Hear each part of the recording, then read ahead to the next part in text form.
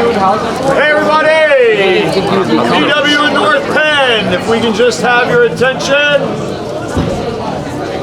We'd like to start our senior recognition. PW guys, come on down.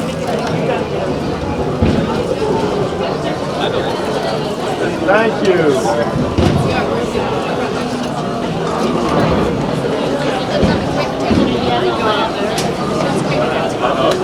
You can, or I'll just call you up. That's right.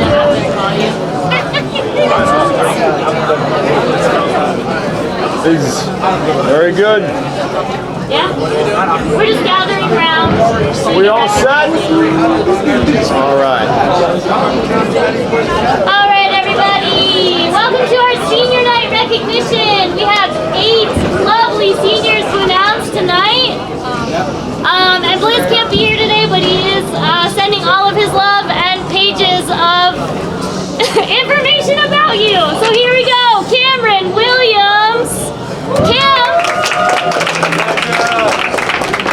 Cam is an accomplished athlete, and whenever an accomplished athlete from another sport joins the bowling team, it brings additional credibility and interest from the PW fan base. Cam made an immediate impact on this team, rolling a 600 series out the gate. He brings experience with performing under pressure and leads by example with sportsmanship and support for his teammates. And it didn't hurt that Ava, now an integral member of the girls team, followed him along for the ride. Cameron plans to attend Montgomery County Community College after graduation to study business and property management. Thank you, Cameron. All right. Thank you. Good luck today. All right, and then we have Brian John, who joined the team at the start of last season and has made an impact this year with some significant varsity time. Learning to control the long, slow curve. That his throws have not been easy, but Brian has raised his average by a very impressive 30 pins over the last year. He manages his emotions in a sport where it's easy to get too high or too low. Always wanted to get a good number of strikes. Brian's spare game is what has improved this year. Brian plans to attend a 4-year college to study computer science or electrical engineering. Brian, all right. Congratulations. All right, good luck today. Right, then we have Chase, who, like Brian, joined the team at the start of his junior year. He really brought a spirit of fun and energy to the team, and it's been fun watching him engage with everybody from both sides of the ball. He finished last season with a 115 average, but as with many bowlers who learn this game, the better we get, the better we want to become. Chase to this point has raised his average by almost 60 pins over the last season, has been a wonderful leadoff bowler for the squad. Chase plans to attend a 4-year college after graduation with a major in finance. Chase. Thanks. Good luck today. Then we have Yassine Rafi, who is another senior bowler in his 2nd year. He's been steady throughout his experience on the lanes, experimenting with different bowling styles, and finally setting on one that appears to give him consistent success. He has raised his average by almost 12 pins over last year. Yassine is coachable and has a desire to improve his game. He seeks feedback often and hopefully will only continue to improve his game. Yassine hopes to attend Boston University next year to study computer science.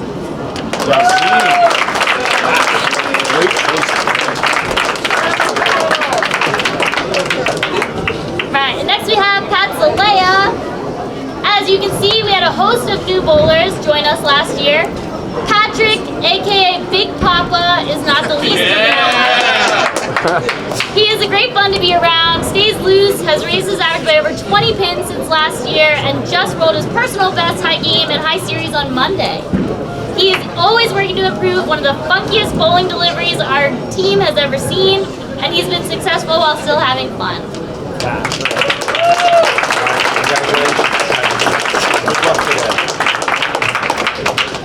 Then we have John McDonald. John has been a committed 4-year member of the bowling team, raising his average by almost 50 pins since his freshman year. A traditional left-handed bowler, John has worked his way up to varsity and made some significant contributions this year. John is also a member of our school band and enjoys computer science and music classes. He will attend Westchester University next year to study computer science.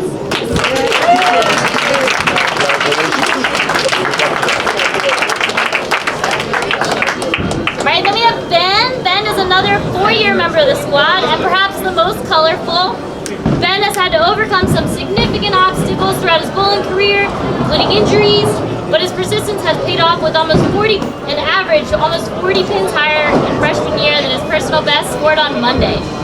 Ben doesn't always like to smile, but when he does, it's worth seeing. Yeah, Benny. Just keep an eye on it later. Come on, Ben, smile! There's too many Come on, people. Ben! Yeah, Ben! Like Coach Blizzard, he's an avid sports card collector and juggles an internship this year at a local shop. Yeah, Benny.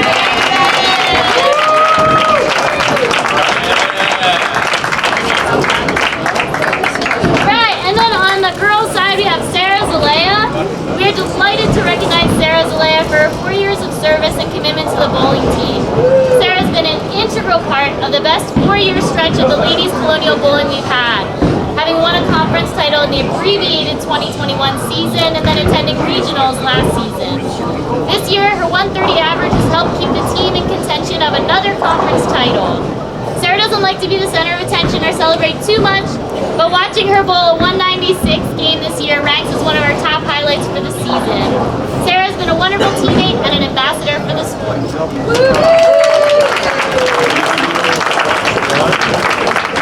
Congratulations. Good luck. Alright, and last but not least, you have Gabby Muncie. Gabriella Muncie has been the spark plug for our girls' senior program over the last 4 years. Her knowledge of the game and her passion for bowling make her a delight to watch and work with. She has represented PW in the Eastern PA Regional Tournament since her sophomore year and will compete again this year. Her 175 average ranked 4th in the conference this year. Gabby is charmingly stubborn and will bowl if injured if it means helping the team. She is a leader and is often willing to give bowling tips to beginners. Also a member of the 2021 conference champs, Gabby plans to attend a 4-year college.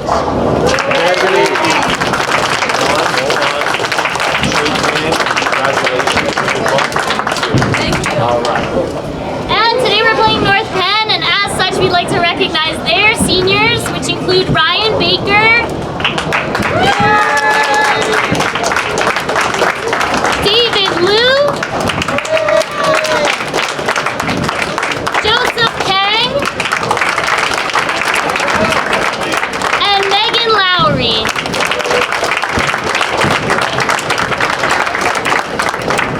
Our last bit of thanks goes out to all of our parents who, from your constant support in the way of encouragement, transportation, equipment, snacks, none of us could have done this without you guys. Round of applause for all of our parents.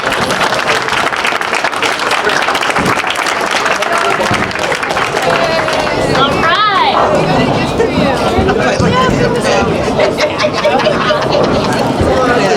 Gotta get rid of the coach. That's awesome. Well, hey, good luck to both teams. Let's do what we're here to do, right? Let's knock them down. All right, let's.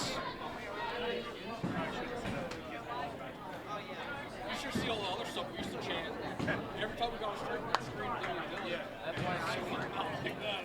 So they're doing. Where are they? They're having their little meeting. Like they did. Like bowlers usually have a little huddle. Something's already broken, practice.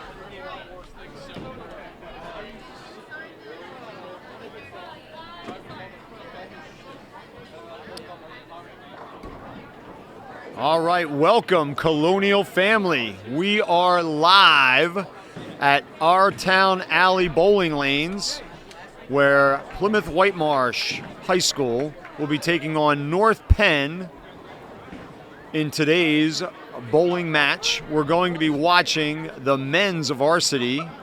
That's what we'll be highlighting. Not yet, hold up. The lineup for the Colonials is very senior laden. This is senior day. These 5 young men were recognized prior to the match that you're about to witness. The 5 young men that will be bowling for PW and in order are senior Chase Charles, will be in the leadoff spot. Brian Jung will be the number 2 bowler for Plymouth Whitemarsh. Ben Levine will be bowling number 3. Cam Williams will be bowling 4. And the anchor will be Nick Custer. All seniors who were recognized again just prior to what will be the start of our match.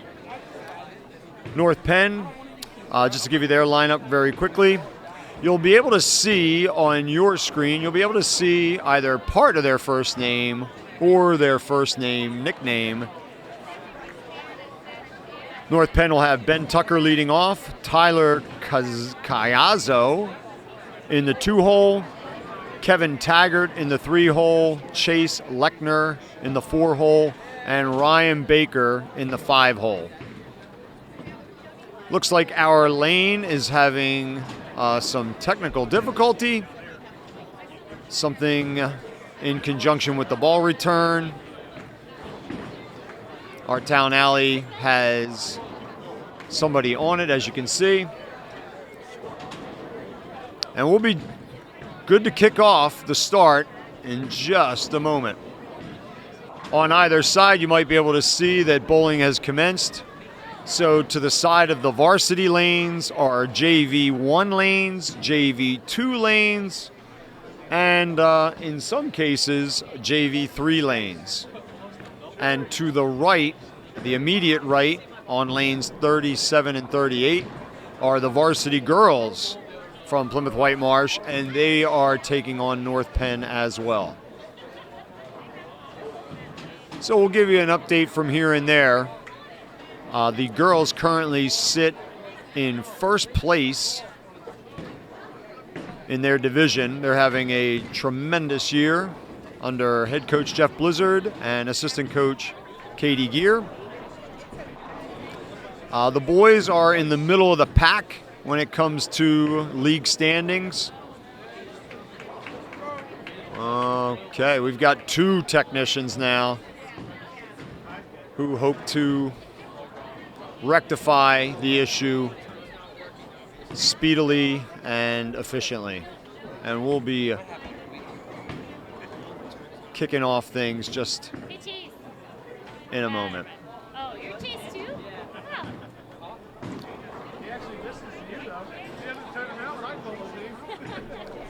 The novelty.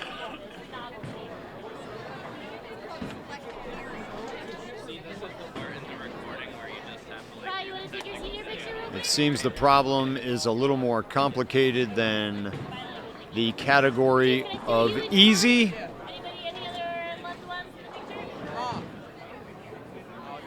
Get it? We are going to move. So,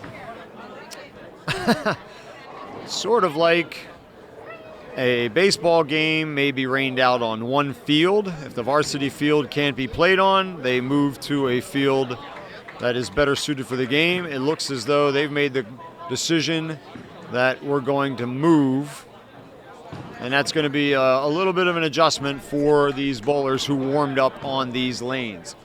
So we're going to take a time out from recording and bring it right back to you when we're all set up on the new lanes.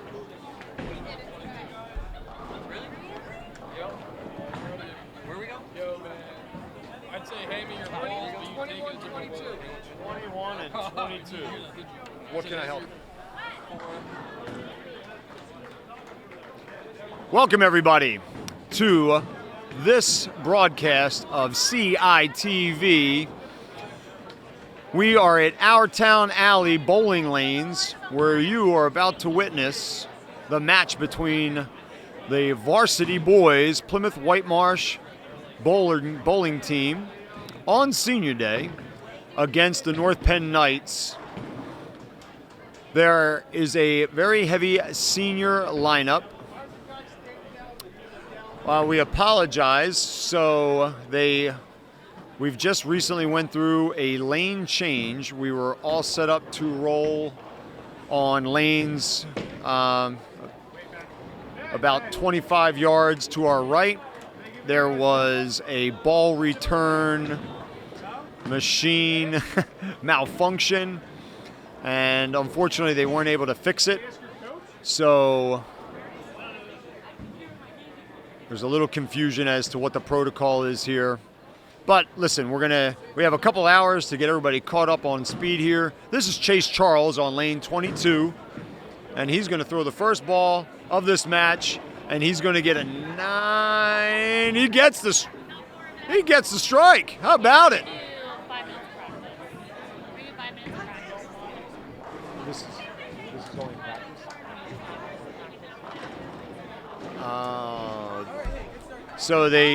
I apologize. I thought it was the start of the match.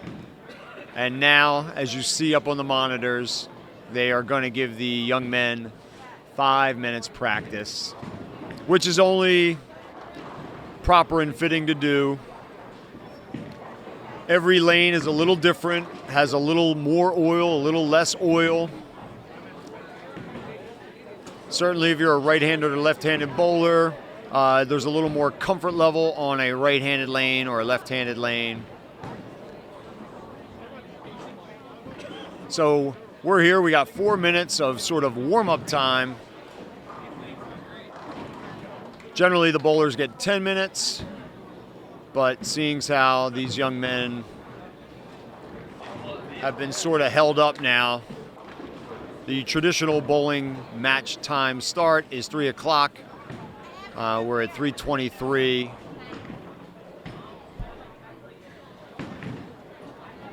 Luckily, the varsity bowlers, who tend to have more strikes, tend to be a little faster than some of the JV 1 or JV 2 lanes, in which are also rolling at the same time. So my name is Bob Culp. I will be doing my best to broadcast to you a little bit of the live feed. I'll give you the ball by ball feed of these 2 lanes here in the varsity boys. This is senior day for Plymouth Whitemarsh. All the varsity bowlers that you'll see today, at least the first game, are seniors. We'll explain that in bowling, there can be substitutions, so you can switch out someone who is hot on the JV or someone who may be struggling on the varsity. You can make actually a switch at any time. They usually come in between games, but in the case of an injury, there have been changes from frame to frame. But we'll get into all that good stuff. We're going to talk a lot about bowling, and maybe you'll pick up a thing or two. Unfortunately, Mr. Jeff Blizzard, the longtime head coach of the bowling team, is out with a health issue, so he is not here today. It would be great to pick his brain, get a little bit of his thoughts on some of these seniors on senior day, but he certainly wished all these bowlers already well in an email and text messages. He would love to be here, but health issues are making sure that he can't be. So we have 1:30 left. The idea with warm-up is to try to at least get 2 or 3 balls on each of these lanes. Again, you know, there is a right-handed lane, there's a left-handed lane, and each lane is just a little bit different. I know they're all the same width, they're all the same length, but because of the people who were previously on the lane and the way they threw their ball, the oil is such that it's not consistently coated on both lanes the exact same way. Bowlers even have to make in-game adjustments from game 2 to game 3 as the lanes get a little more dry, as that oil just sort of disappears little by little. So we're down to 30 seconds. So let me give you the order of today's bowlers. I know on your screen, and I want to give a shout out to Bob Cahill, who's going to be behind the camera today. You the man, Mister Culp. You the man.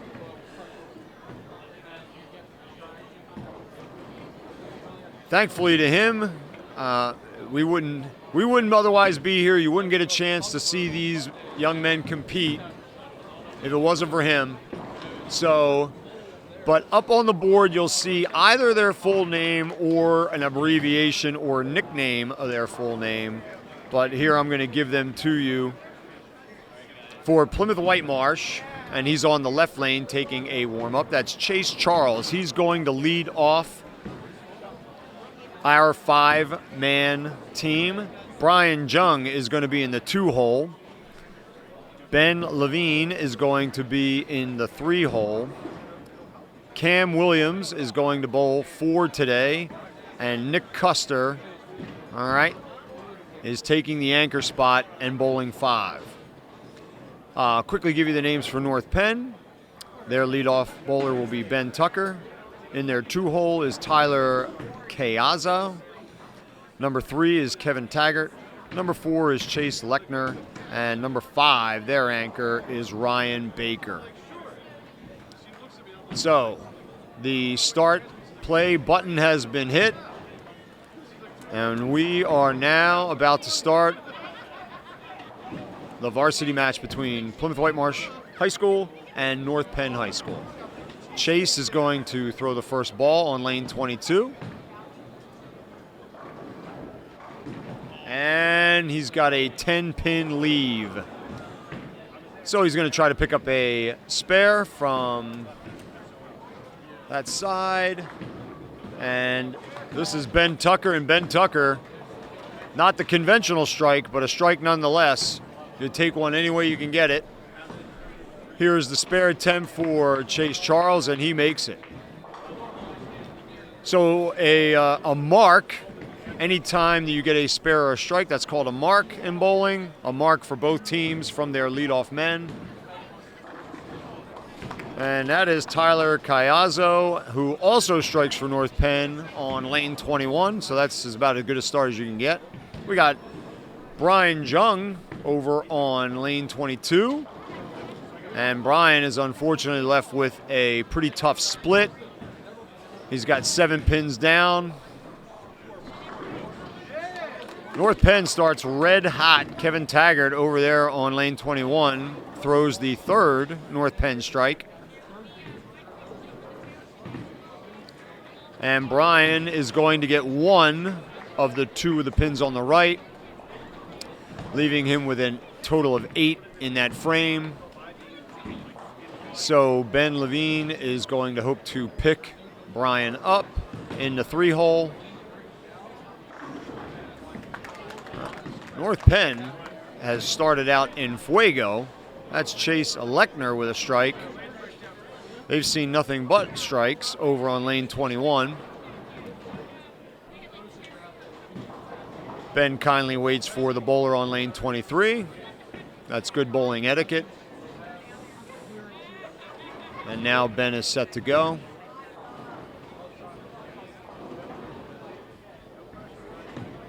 Ben is what you call a two-handed bowler. And he kicks out the 10 pin there, and he's left with a 8 for a 2-pin spare. And Ryan Baker, you see nothing but X's over there on the left score hand for North Penn. But Ben picks up his spare. It's a lot more important how you finish in bowling. I don't want to say how you start isn't important, but you certainly want to finish strong in the 8th, 9th, and 10th frames.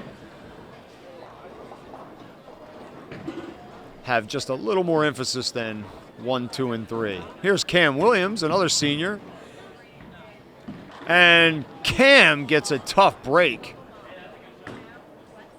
That is the 9 pin that stands alone there on lane 22. That was a really good ball. That ball drove threw the head pin into the 5 pin, but it did not kick out that 9. But Cam picks it up. So that's 4 bowlers now for the Colonials, 3 of which have marked, all spares. Looking for our first strike, and there's a good chance that'll happen here with Nick Custer, PW's number 5 bowler.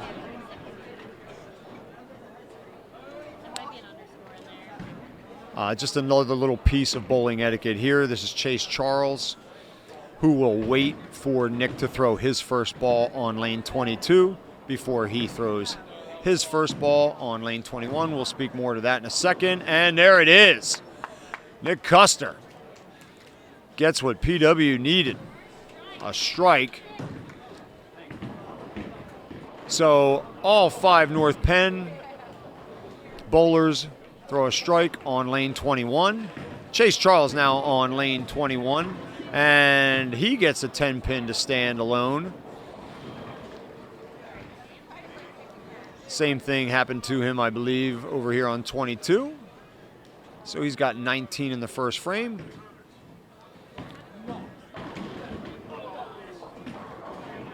Over on lane 22, also a 9. The Chase didn't quite hit his mark on the release of his ball. He has what's called an open frame, and he goes 9, miss. So he sits at 28 in the second frame.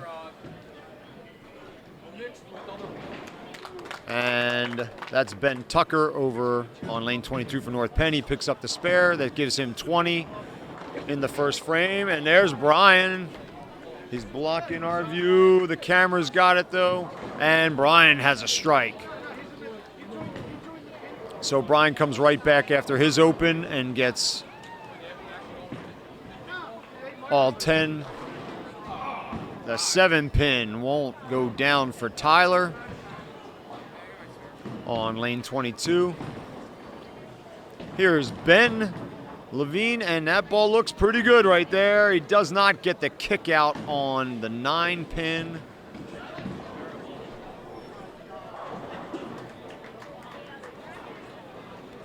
So Ben, working off of a spare, takes 19 in the first frame and looks to spare here again in the second frame.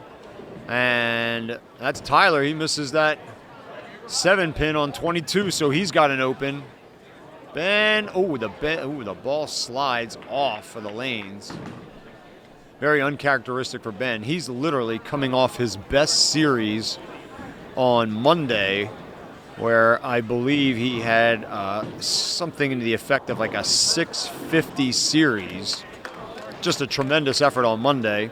That's Kevin Taggart over on 22. He rolls his second strike, so he's got a double. And Cam Williams, just a terrific ball. A lot of action on his ball. He's coming, he starts on the left side of the lane, rolls his ball right. With all the English and the spin that he's putting on that ball, it's coming back left and just drives into that pocket. Here's Nick Custer. And Nick isn't going to get that head pin. So they don't consider this a split, even though from your viewpoint, you see no pins in between 2 pins or a set of pins. But as long as the head pin is out there, it's never considered a split, because the head pin is so far out in front that you can kind of send it at really any direction. And that's what Nick's going to try to do here. Not an easy spare. And he came close to it. That was a nice attempt. But Nick's going to take 9 in that second frame to go on his strike. That gives him 19. And with the open, he takes 9 more, 28. This is Ryan Baker over here on 22. Ryan, oh no, I'm sorry.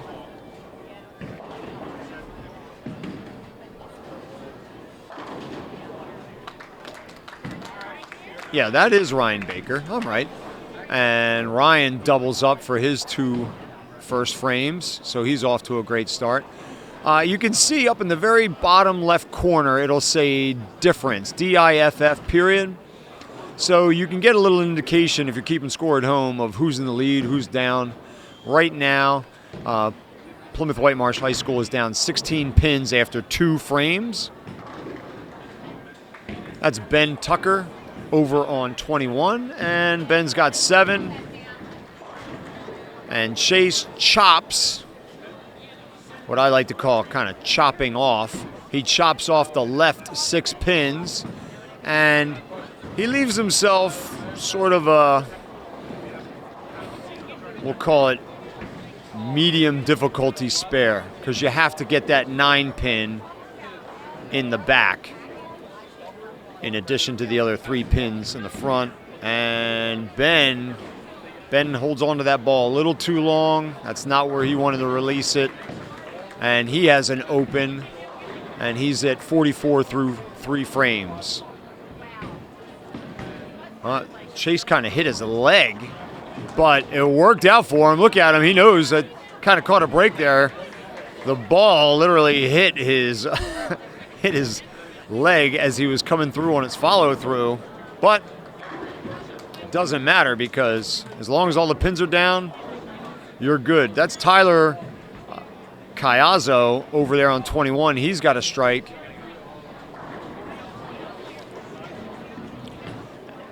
So you saw that there was a pin that was not set correctly. They've had to reset the pins, and Brian is ready for action. And Brian, come on, come around, pin. Come around, pin, get it. It's not going to get it. Brian leaves the 10 pin. That's Kevin Taggart. He has started off perfectly. He's got 3 strikes in a row, which would, they call turkey in bowling. And Brian just misses the 10 pin. So any of these varsity guys, I'll tell you, if there's just 1 pin standing out there, regardless of how hard these guys throw some of their breaks, if it's 1 pin, a varsity bowler should make that spare. So it's a pretty big disappointment whenever that doesn't occur. Here's Ben Levine on lane 22, and they're all down. That's called a strike.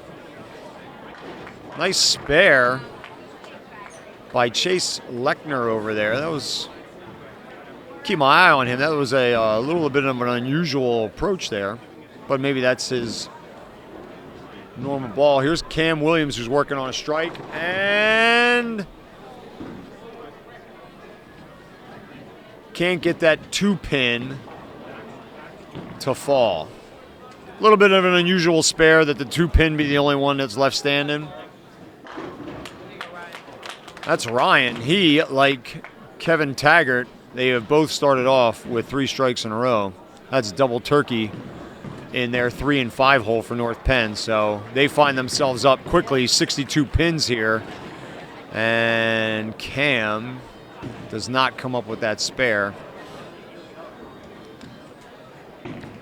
So they are going to look for Nick to sort of pick them up and start what will hopefully be a little bit of comeback over these next 2 frames. We'll keep it here. So North Penn sits at 62 pins up. And there they are. Nick does his job in the 5 hole. That's why they call him the anchor. And he gets the strike, so that's 10 pins. So now that point differential comes down 10. Let's see if PW can chip away in lanes 21 here, which will be our frame 4. And Chase gets an unfortunate roll. So he's got 5 pins down. Again, it's not considered a split because the head pin is still out there. So you saw one of those pins come flying across the lane, but it didn't take out the 10 pin. So Ben Tucker has a 9 spot. He'll be looking to pick up a 1 pin spare.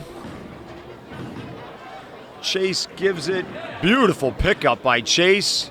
Looks like he put a little extra English on it to get that ball to break a little bit more late. The ball broke to the left side of the head pin and sent it right. And he went and got that 10 pin, and Ben Tucker misses. Wait, that's Tyler. No, that is Ben. Getting him. This is Brian here on lane 21, and Brian gets a much-needed strike for PW. Okay, Brian. Because one strike gives you the opportunity to get a double in the next frame, and that's the key to scoring high in bowling. You got to string strikes together. You can score decently enough throwing spares, but if you want to score really well, you got to string strikes together. That's the key. This is Tyler on lane 22. And Tyler, that was a really nice ball. Tip your cap to him. Here's Ben on lane 21. Ben also gets a chop of the 6 pins on the left and leaves the 3, 9, 6, and 10 on the right. So it's a little bit of a tricky spare, only because of that 9 pin that kind of lingers in the back there. And Ben's ball drives through and to the 9, picks up the spare. So you'll take it.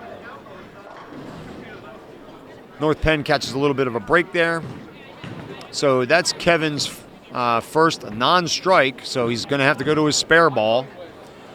He's got 8 pins. Here's Cam, who's working on a double, and gets a lot of pin action out there. Gets 9. That's Taggart. He picks up the spare.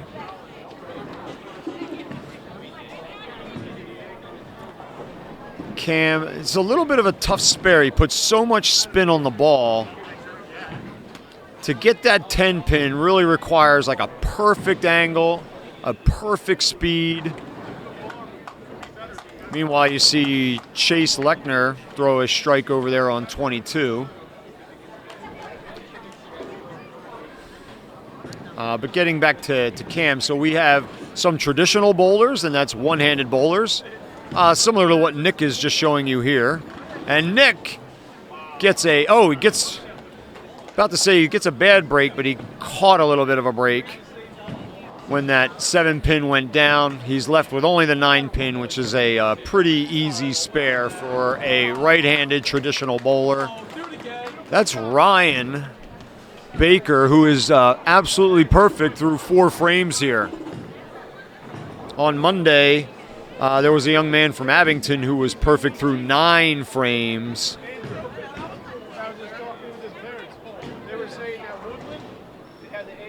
On Monday,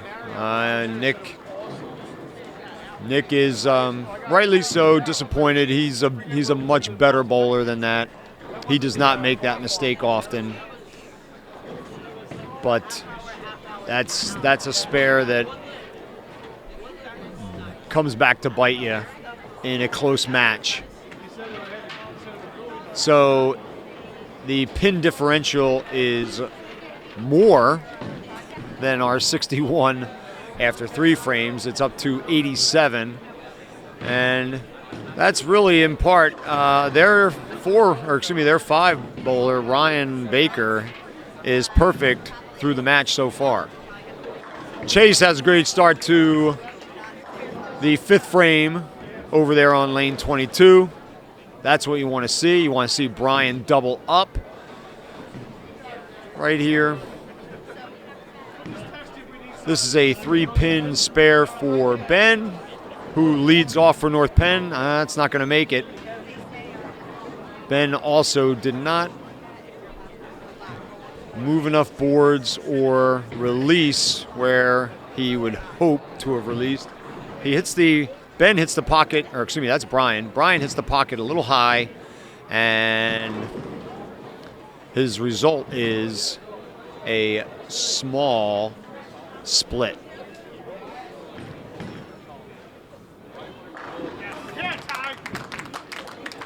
That is Tyler. Tyler is rolling real well here at our Town Alley Lanes. Ryan misses both of those.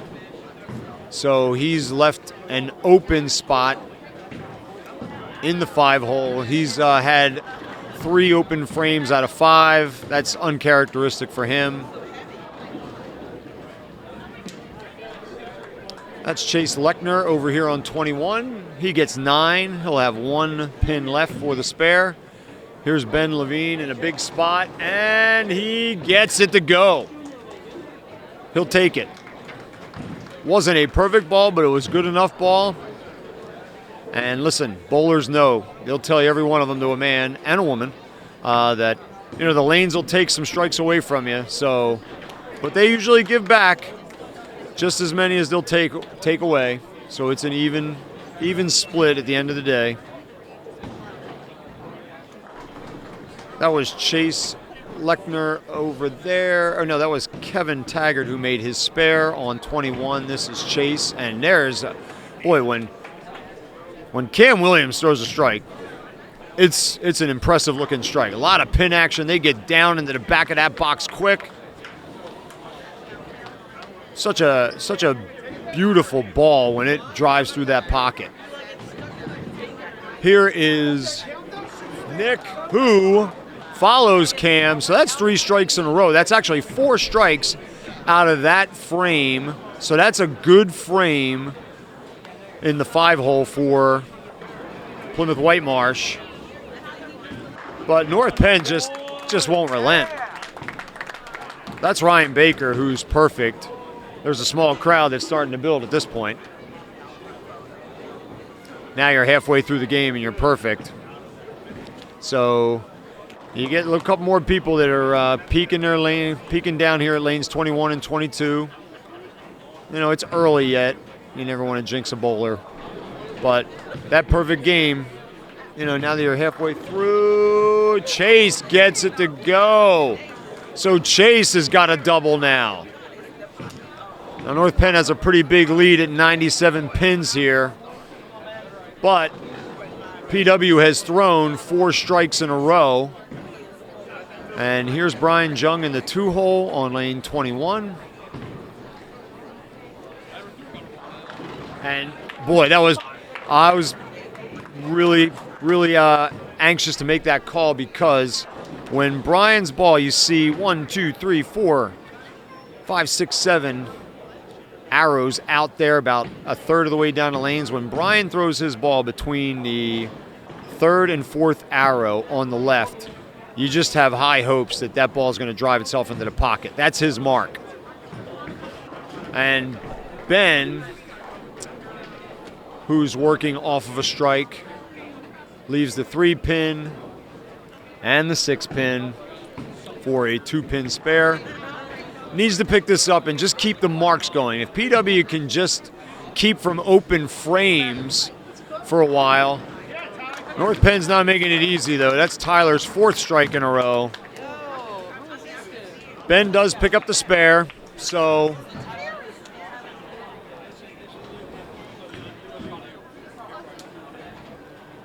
small wins here. PW is bowling better in the last 2 frames, but North Penn is just crushing it right now. Here's Cam. And man, Cam, when you look at those arrows out there, when Cam throws his ball, at least on lane 21, between the 2nd and 3rd arrows, when his ball goes almost perfectly through the middle of those 2 arrows, that means his ball is going to wind up right in the pocket where he's going to want it. They catch a break there. So that was Chase Lechner, who actually went cross alley, which means, yes, Nick Custer on 21 doubles up. A lot of strikes being thrown by all these young men out here. All of a sudden, in frames 5 and 6, 1, 2, 3, 4, 5, 6, 7, 8, 9, 10, 11. We're talking, and there's another one.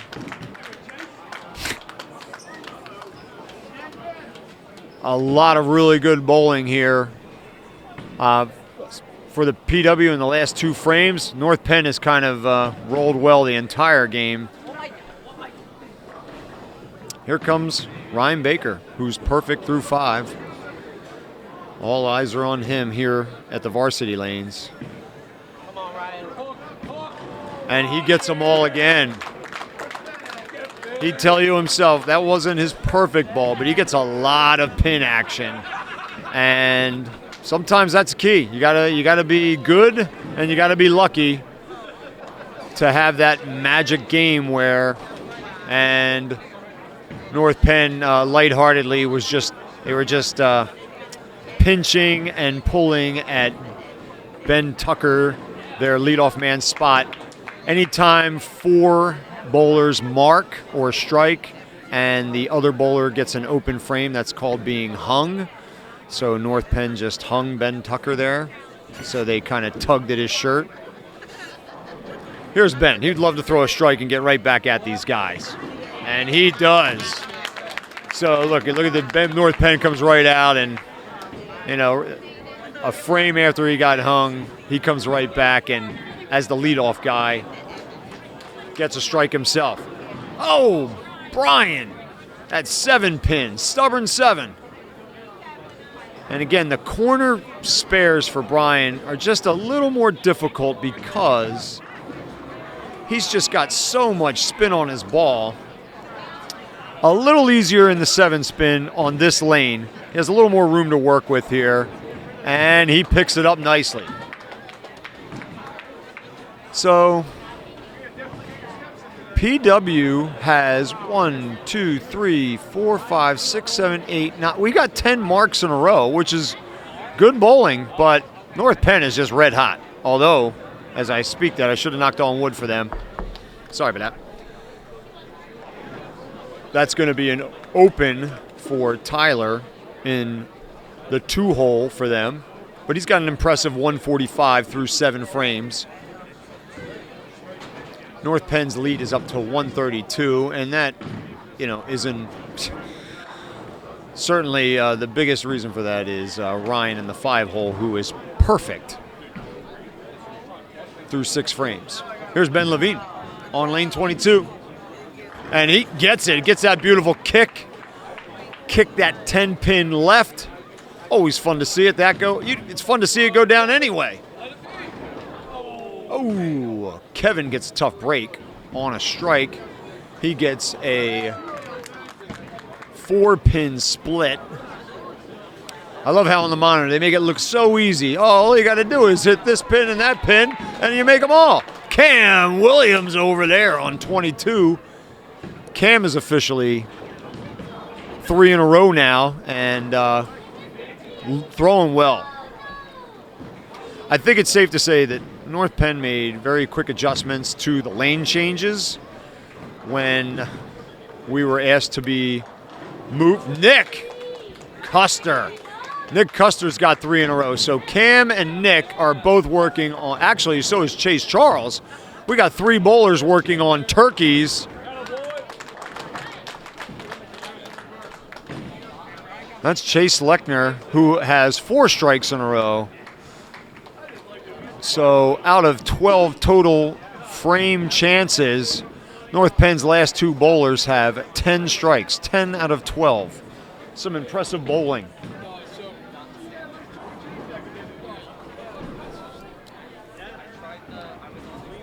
All right, here's Ryan Baker in the 7th frame.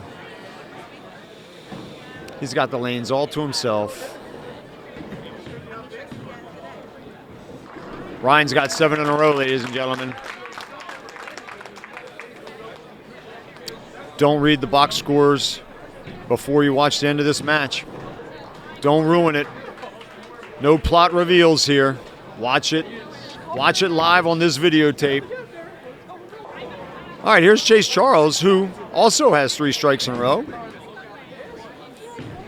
He's on lane 21 for frame 8, and he gets the stubborn 10 pin to stab.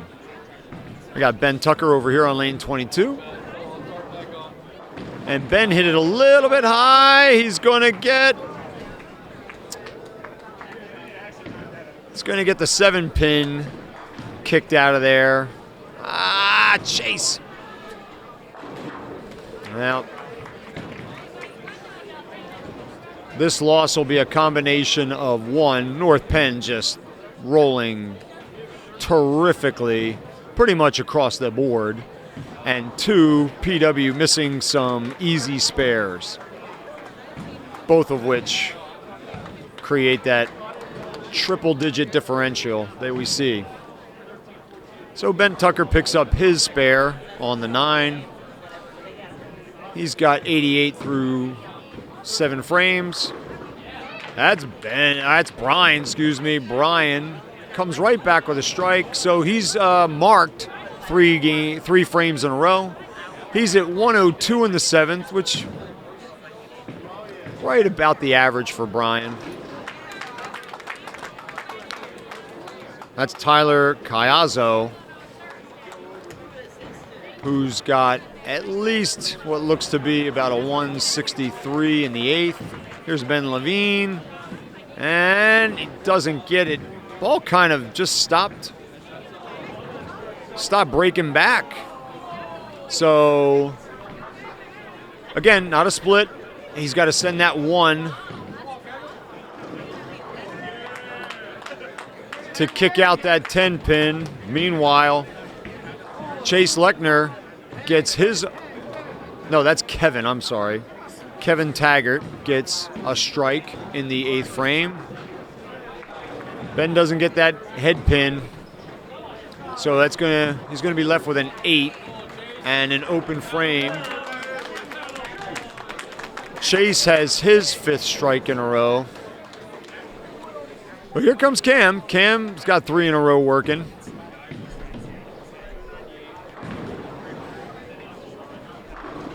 And Cam gets a tough break. Didn't hit the pocket perfectly. That 5 did not chase out.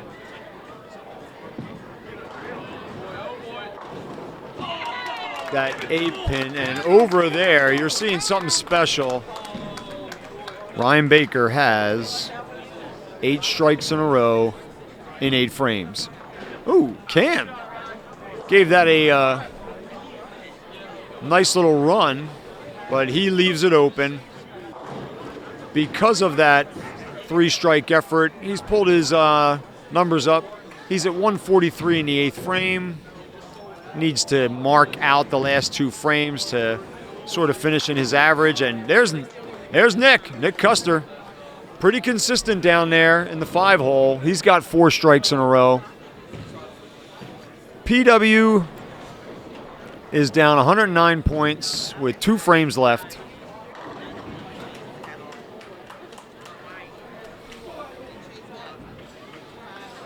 Not an impossible difference to overcome, but very long odds.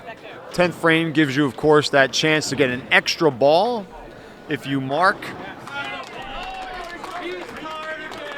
Ben Tucker. See a nice smile out of Ben there. Here's Chase Charles, and Chase gets a unusual leave. So he's going to do the best he can to try to kick that 6 over to the left and get that 8 pin.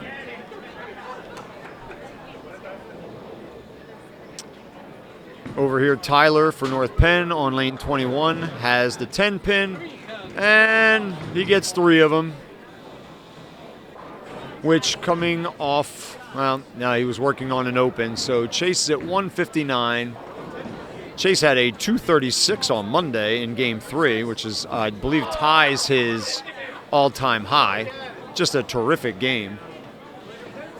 Here's Brian Jung on lane 22. And he gets it.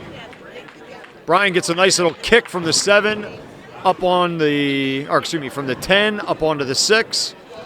And he's got himself a double going into frame 10. You always want to, you really, really want to put pressure on yourself to get a mark in the 9th. And then get another mark in the 10th and get that extra ball. You want to throw a lot of pins onto your score in that 9th and 10th frame.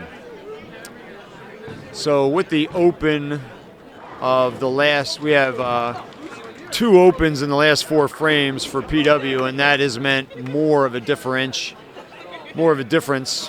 in the lead for North Penn.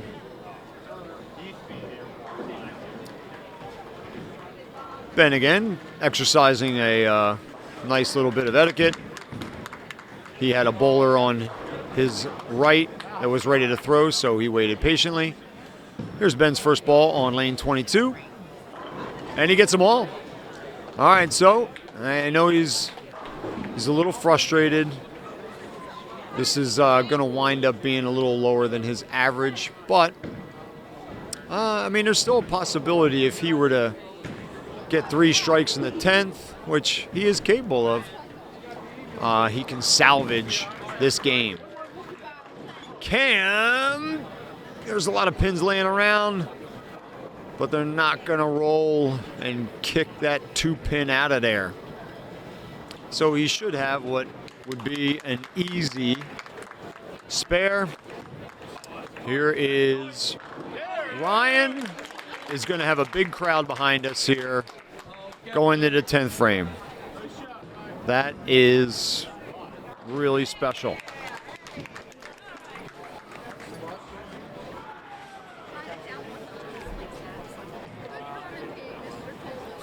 Nice. So Nick has a nice game going for himself here. Despite 2 open frames, Nick has no spares in this game. He's all strikes and the 2 opens, and he gets another one right there. Absolutely, fist pump yourself, yes. Nick Custer gets 5 in a row. This first game is going to go to North Penn. It certainly looks as though they are going to get over 1,000 pins, which is, in boys varsity at any level, that's pretty special. To get over 1,000 means all 5-year bowlers averaged at least 200 pins. We'll see here. A lot of it will depend on what Ben does in this leadoff spot, and he gets a 7 stuck in that corner there.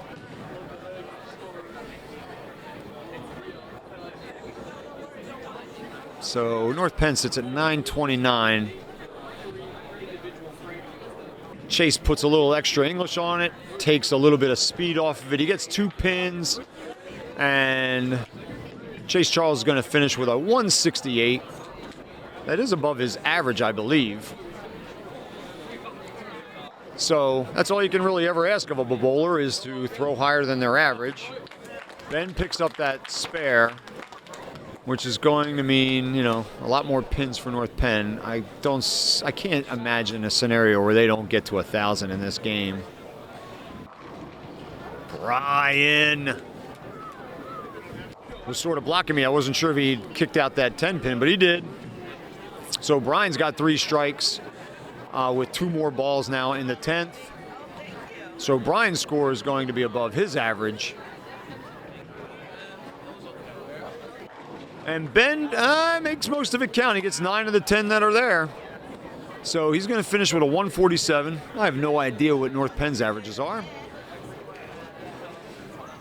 But I'm going to assume that Ryan Baker in their 5-hole does not normally have a chance at a perfect game 300 every game. So this is a pretty special game we're getting to watch here. This is Tyler, their number 2 bowler, and Tyler leaves himself what you call an easy 8. 2 pins right in the middle of the lanes. Ben sort of wound up with a strange spare make, but Brian's going to finish with a 175. Here comes Ben Levine on lane 21. Tyler's throwing his second ball, his spare ball. I don't know if he's going to get it. He kind of hung on to it a little too long.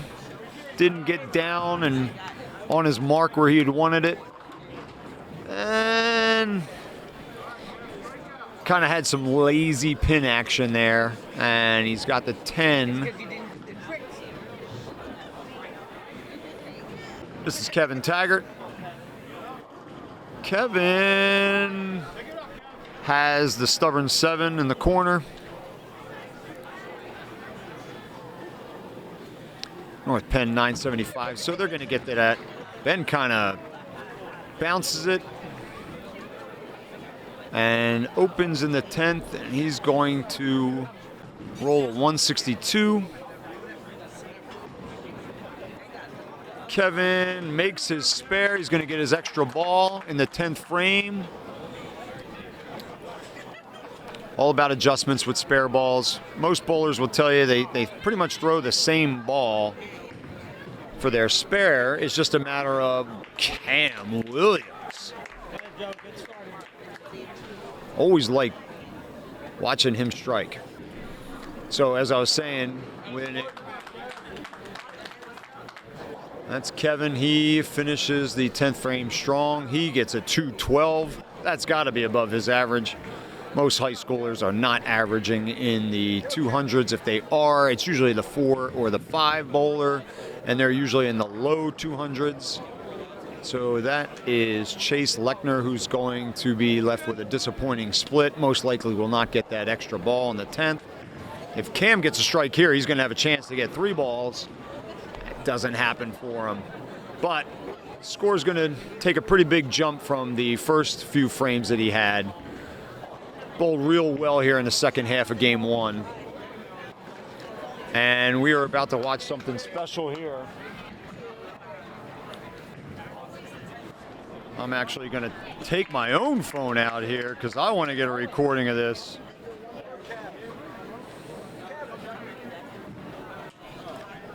But we've got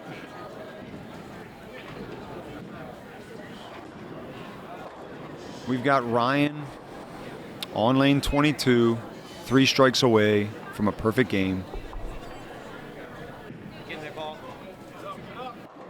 He's got 1.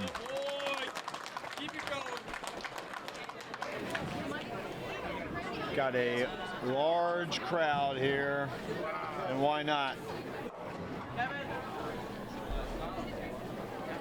Getting to witness something special.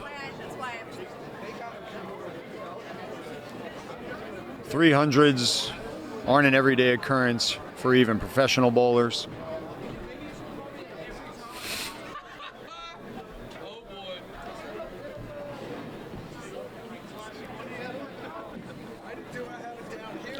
Ryan's 11th ball.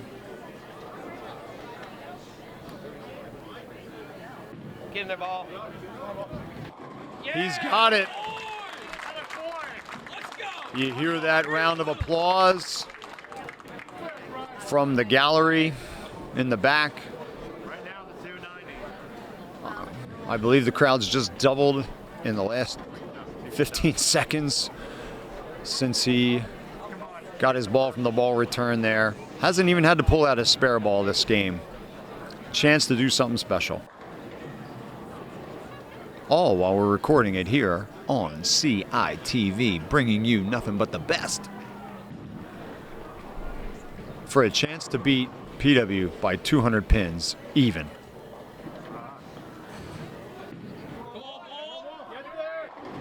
Unbelievable! What an impressive display. Wow, he does not fall to the pressure. North Penn teammates coming over here. All right, great sportsmanship by PW. Also coming around. Nick Custer here did a very gentlemanly thing by letting Ryan on lane 22 have all the attention himself. Nick himself, though, has 6 strikes in a row. He's having a special finish himself. That's 7 strikes in a row for Nick. So Nick is throwing quite an impressive game.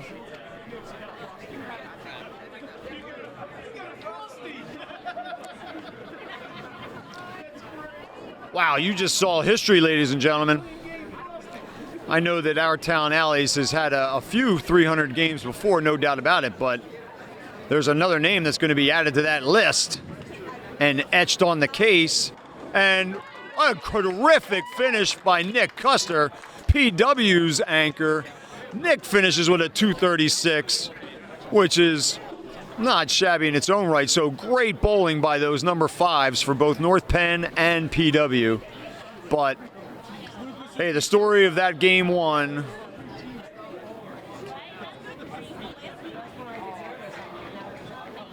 was North Penn's number 5 bowler. Actually, North Penn's last 3 bowlers went 212, 224, and a perfect game 300. That's just tremendous. Absolutely. I'm thrilled to have seen it. I know that Bob Cahill, he was down there with his phone getting extra video of that.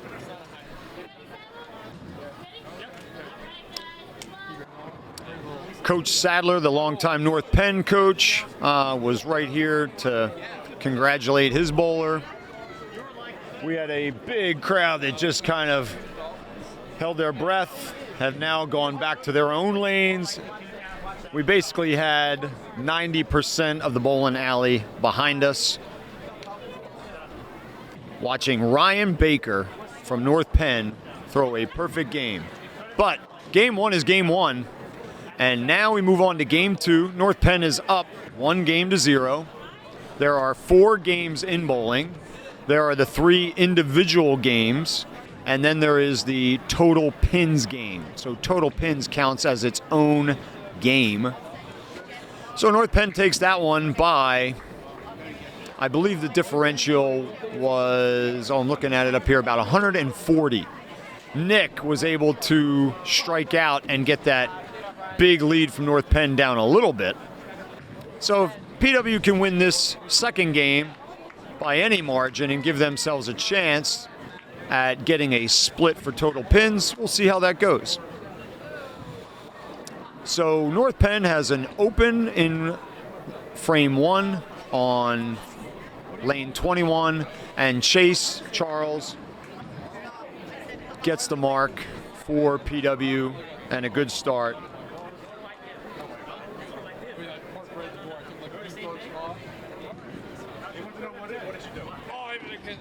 Brian gets a break.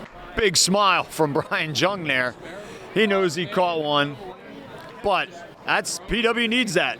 And for the first time today, PW is in the lead. It's only 2 bowlers into the first frame, but we'll take small wins where we can get it right now. And Ben has a lot of pins that chase after that 10, but they don't go. North Penn may be a little distracted by that perfect game. Both of their bowlers go 9 miss, so they get 2 opens. So Ben has a chance to build the PW lead if he can get that single pin spare. Here's Kevin Taggart. He gets North Penn right back on track with a nice, clean strike. Ben gets it. Gets it. Look at the joy and emotion displayed. Little tongue-in-cheek there. But importantly, Ben gets the 3rd mark of 3 bowlers for PW.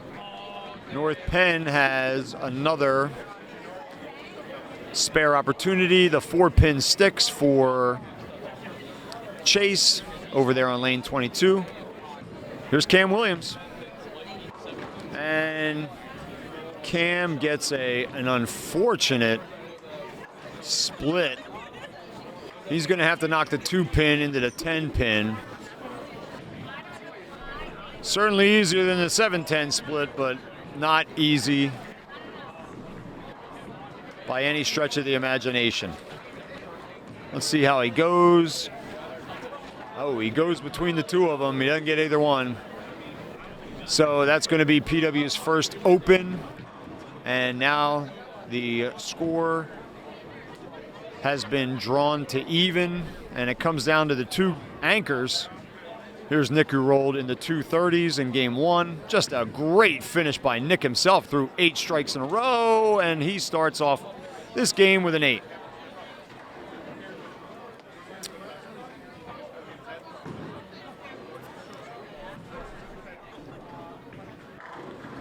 He just...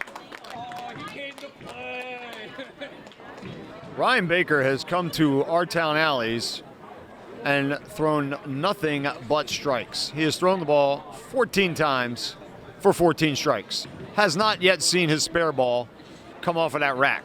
Nick gets the spare, so PW marks 4 out of the 5 bowlers.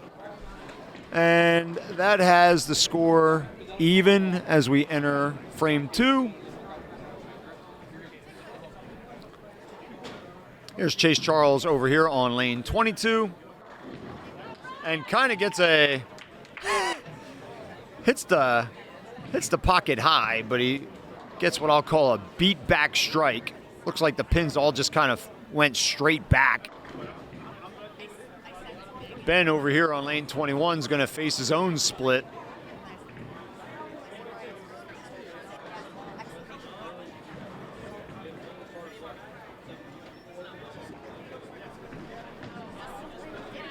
Here's Brian Jung on lane 22, gets them all. So Brian starts off with a double. Gotta love that.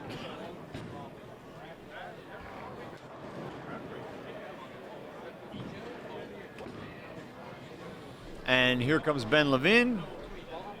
And that's Ben on lane 21. We'll call him lane 21 Ben, or North Penn Ben. Leaves his frame open. Ben gets that long-awaited strike.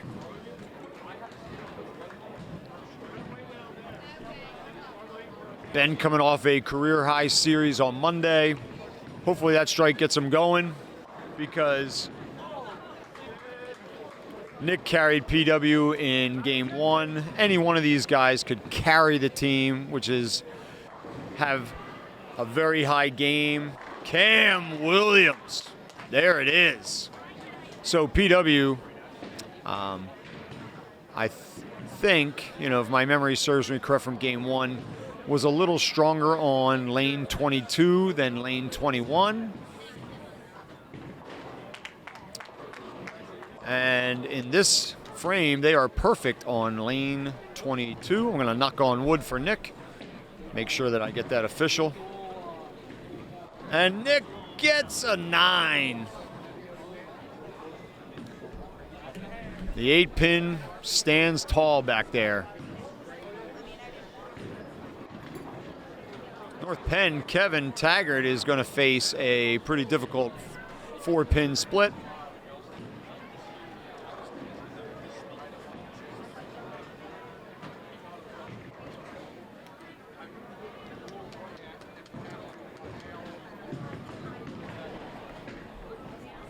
Nick makes the spare. So Nick's got 2 spares to open up game 2. PW does not have an open frame in frame 2. And guess what? PW has a nice early lead. That's a great job by PW, coming right back in game 2 and getting a 56-pin lead after 2 frames. North Penn had 1, 2, 3, 4 open. And not open there. Chase follows up with a strike for North Penn. And that 56-point lead goes right to 36 because he had a spare in the first frame. So that's 20 pins that he receives for frame 1. And the lead goes from 56 to 36. And Ryan is no doubt got plans on reducing that lead even more so. And there it is. The first pin that has not gone down for Ryan Baker. He grabs it. There it is. There's his first look at his spare ball. He didn't even know where it is. He hasn't had to use it. Wasn't even sure where it got to. They have the same ball, I'm being told. So here is Ryan having thrown a perfect game in game one, started this game off with a strike with his first chance at a spare, and that is dead on. That's dead on. That's a great run. That's why people are clapping. He had a great run of strikes, but PW, make no bones about it, they're happy to stop. They're happy to see him and that little strike streak broken.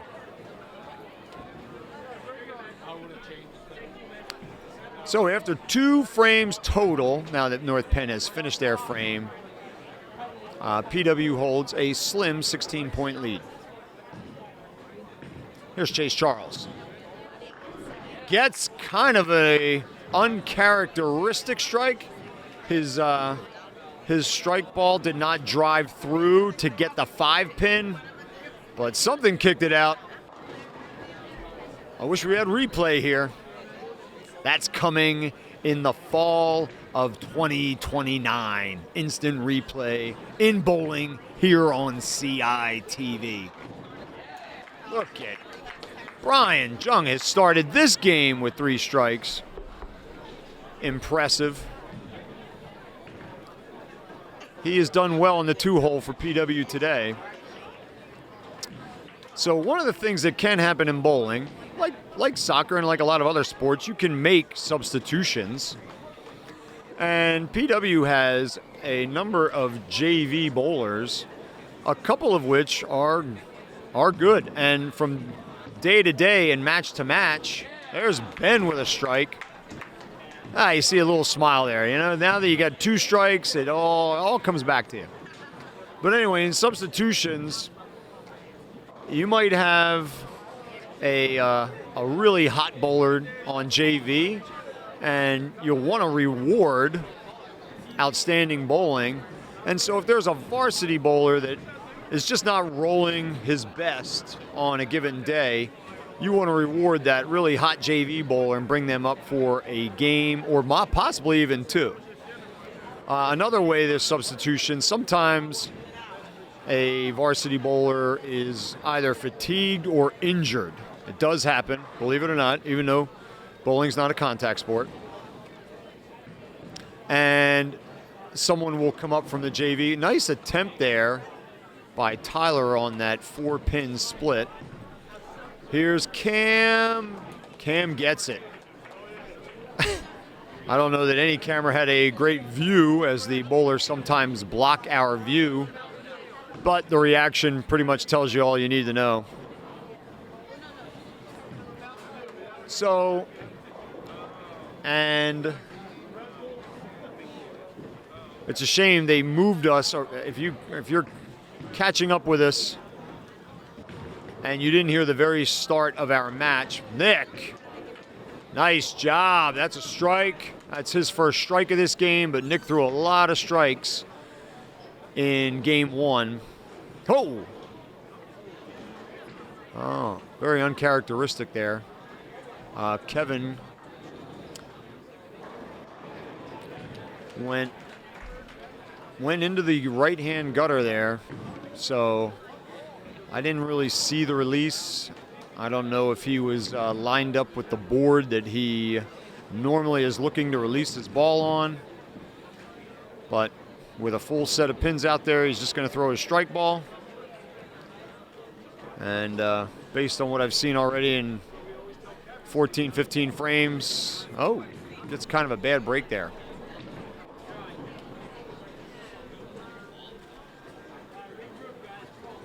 So PW North Penn, PW threw 4 strikes out of 5, and they all marked in the 3rd frame. So that was on lane 21 they did that. And Chase picks North Penn right back up. He gets a double. He's been a strength here in game 2 for them. And his score looks good through 3 frames so far. Here's Ryan Baker. Mr. 300, I guess, for the rest of the day.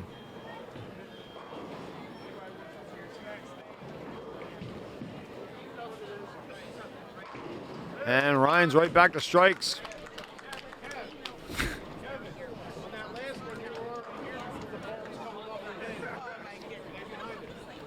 He's an impressive bowler. There's no doubt about it.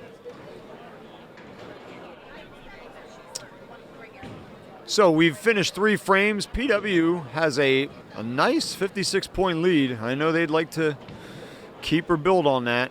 Starts here with Chase, but Chase throws. That was on a double. Chase, the ball just didn't come off his hand. So Jace goes to the left-hand gutter, and Ben sort of capitalizes on that mistake. So on one lane, you get a gutter ball, and on the other lane, you get a North Penn strike. So that pin differential is going to jump back in North Penn. It won't jump totally back to North Penn's favor, but it's going to shrink in PW's favor.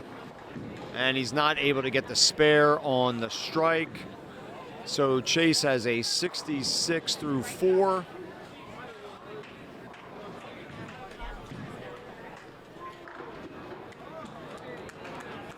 That's Tyler.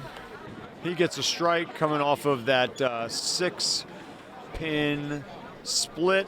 There's Brian Jung, who's got 3 strikes to start, and he's going to have to go cross alley if he wants this one. Cross alley is when you get when you actually hit the head pin on the other side that you intend. So if you're a left-handed bowler like Brian is, you're going to be hitting the left side of the head pin normally to get your strike. If you happen to go across and hit the right side of the head pin and still get a strike, they call that a cross alley strike. And it does happen. So come on, keep it perfect, and he does. Doesn't matter that you hit it square, you only hit it a little bit, but it goes down, and Brian's got at least a 90-something in the 4th frame, which is oh my goodness, what a great attempt by Kevin in the 3-hole for North Penn on lane 21. He almost made that very difficult split. Here's Ben, he's got a double. Feeling a little bit better here in game 2, and he's going to leave what looks to be the 5. The pin that sits in the middle of all those other pins. They say this is the easiest spare to make, so you knock on wood. Because, of course, saying it and doing it, 2 different things.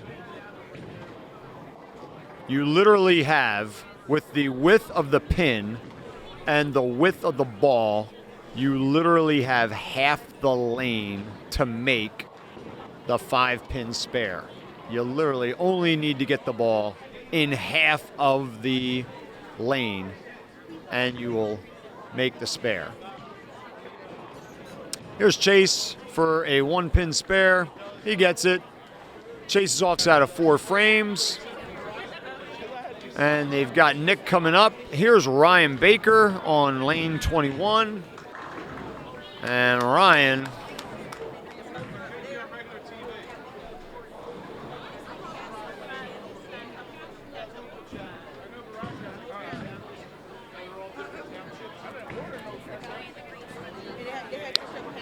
gets another strike. Ryan does what Ryan does.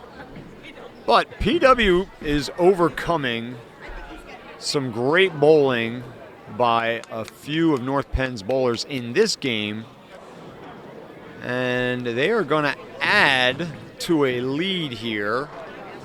And Nick Custer just has really rolled well.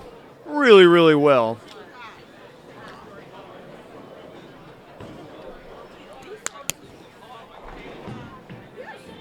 And PW has a 91-pin lead after 4.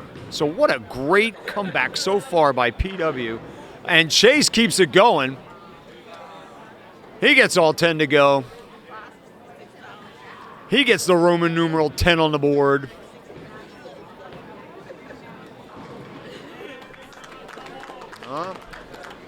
Ben's got himself a double. So after kind of a rough start for Ben, he's... Woo! Brian was flirting with a little disaster there. I think half of his ball was hanging over the gutter. But had enough spin, made the comeback, and he's got a 9 for a 1-pin spare. Tyler for North Penn in the 2-hole has a strike.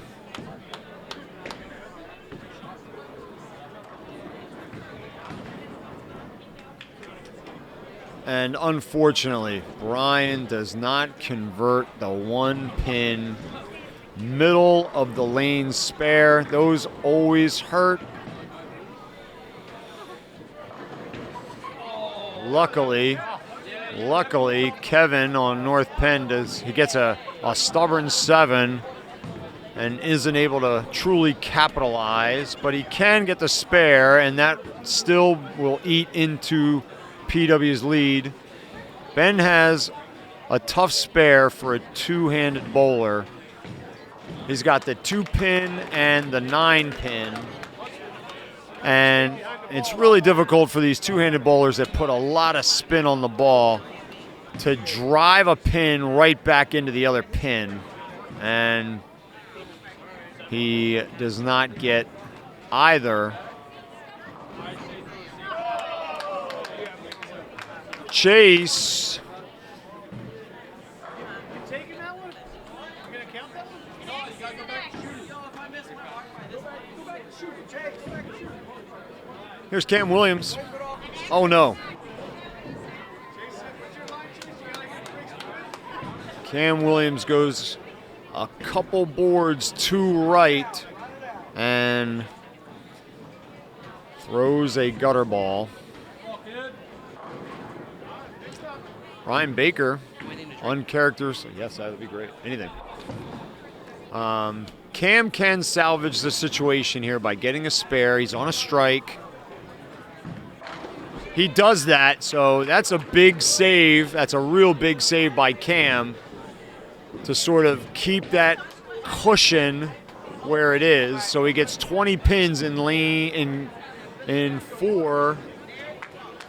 Ryan won't give PW a break. He gets another mark. I'd like to know Ryan's average. It's probably one of the highest in the league, I would think. But you know what? Nick is not giving anybody any space to breathe here for North Penn. He's keeping the pressure on them. He's got 3 strikes. That's a turkey. And what was a 91-pin lead in the 4th is only been shaved 4 pins to an 87-pin lead in the 5th going into the 6th. Oh, thank you. Thank you to Mr. Bob Cahill, who gets me a little refreshment for my palate. Oh, boy.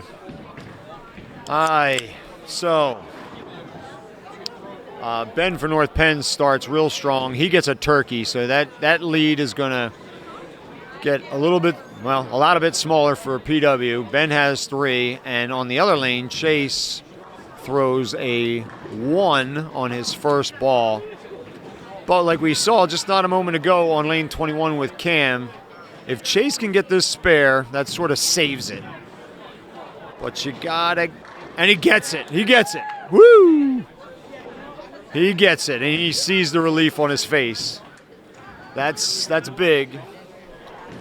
But Ben Tucker for North Penn is getting hot, and his hot streak is cutting into that lead. When you roll strikes together, again, that's where the pin count really gets up. And Brian, his ball just wasn't driving hard enough into the pocket to go get the 5 itself. And if the bowling ball itself doesn't go get the 5, you're counting on another pin to fly around and knock it out, and that just didn't happen here for Brian. So he should have, again, as we just explained a couple frames ago, he's got half a lane to make this spare, and he makes it. Wasn't even close. It was a good, solid contact on the pin. We got Kevin Taggart over here on 21, and he gets them all. That's a Roman numeral 10 for him up on the scorecard. Here's Ben Levine, and he gets a 7.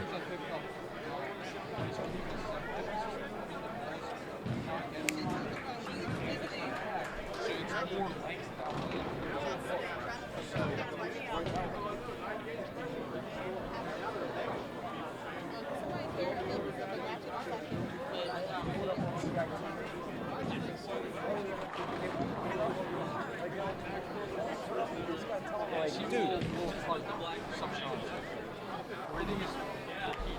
So Ben gets the spare.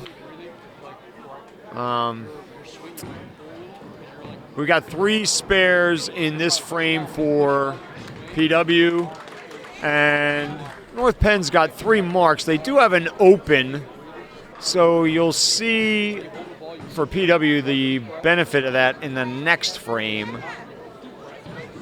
Here comes Cam Williams. Cam, impressive. Gets them all. Lane 22 has been Cam's friend. He has had nothing but strikes on lane 22, and not all strikes on lane 21.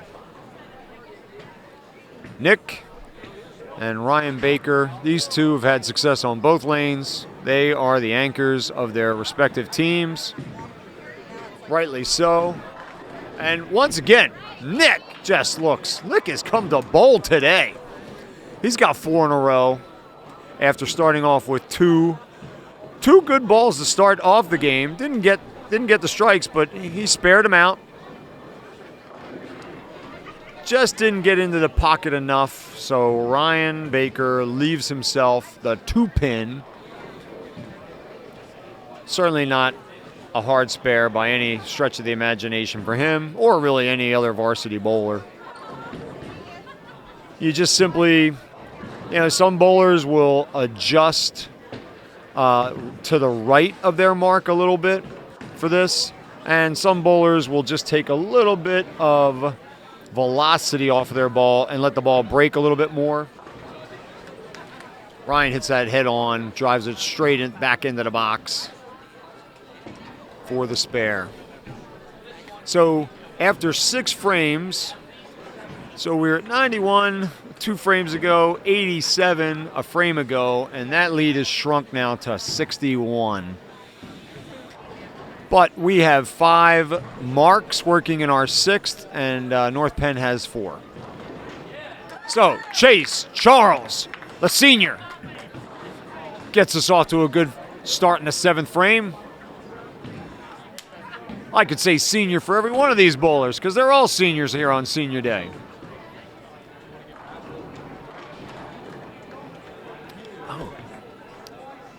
Oh.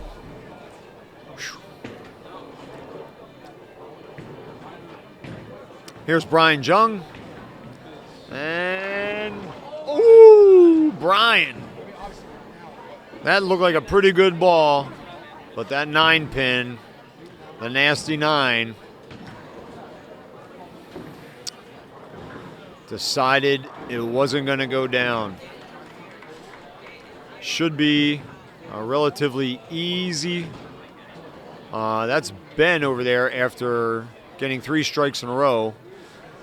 Leaves a easy spare out there and opens to lead off North Penn. Brian needs to make this. Come on. It comes back. Good.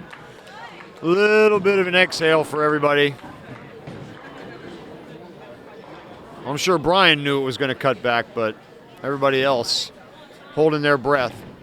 Put enough English on it.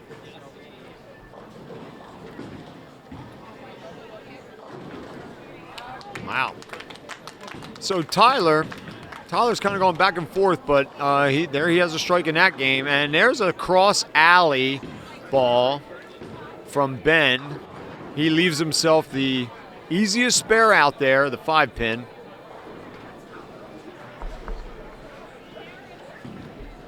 What in the world?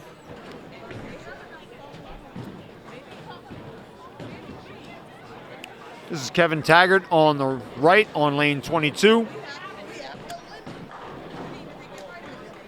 And Kevin gets a doubles up on his strike from the 6th frame. Ben puts so much English on it. He rolls it out in front and opens the door for North Penn to shave off a couple of these pins that PW has the lead with. The respective 4th bowlers for both North Penn and PW. That's Chase Lechner, leaving one up. Cam goes cross alley and leaves the 9-pin.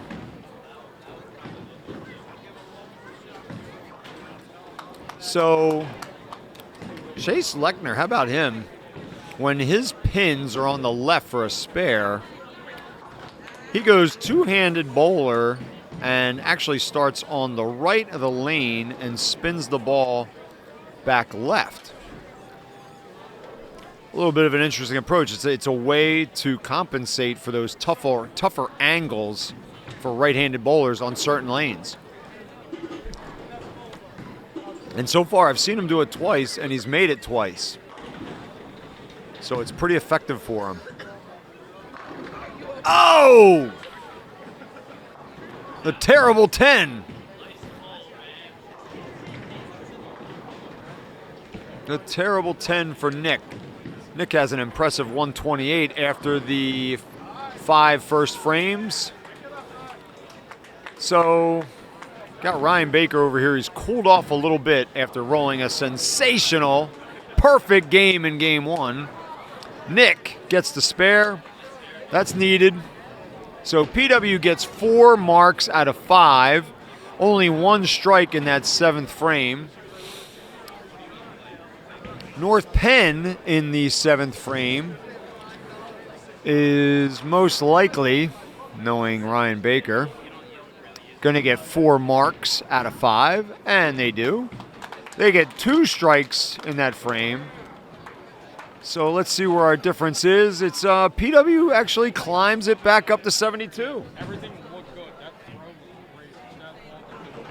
good. PW is in a great position to take game 2 here from North Penn and tie this match up.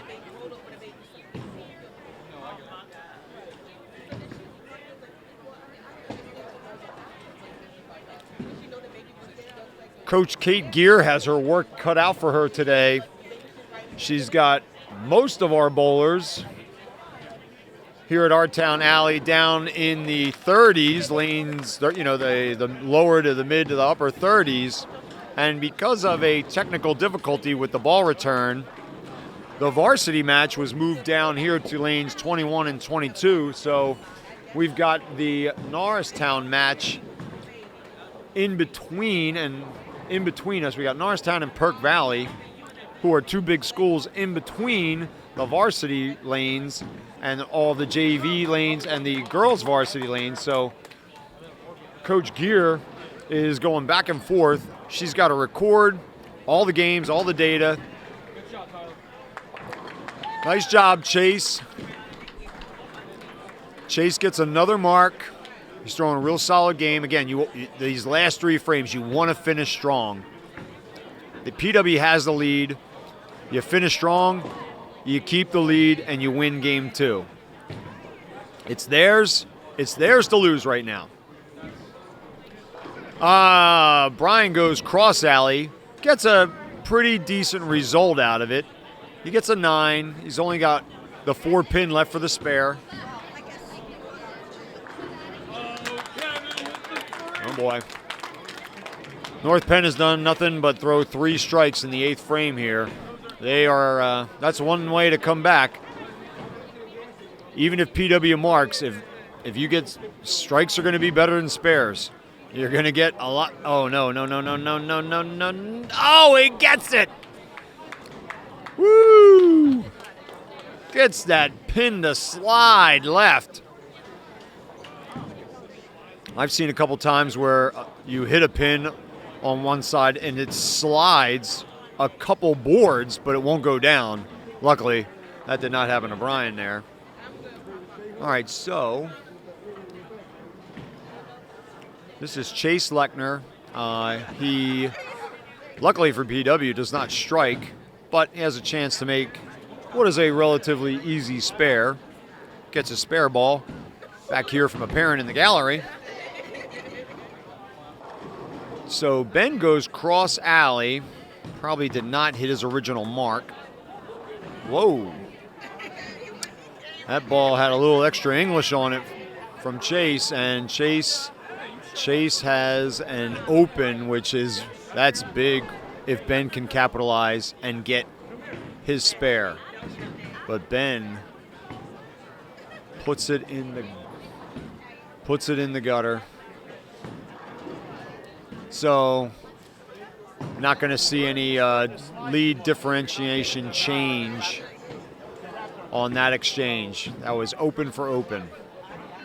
North Penn's on its fifth bowler, Ryan Baker.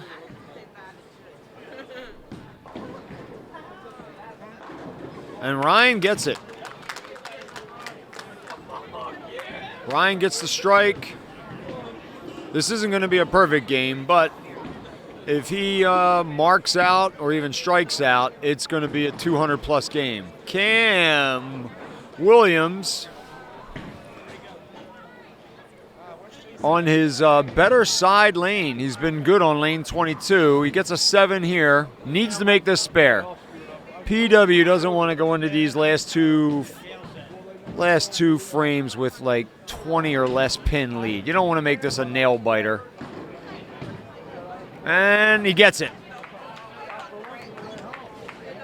So that helps. The pin lead is up to 40 and can only be added on by Nick Custer, who's just been sensational himself today.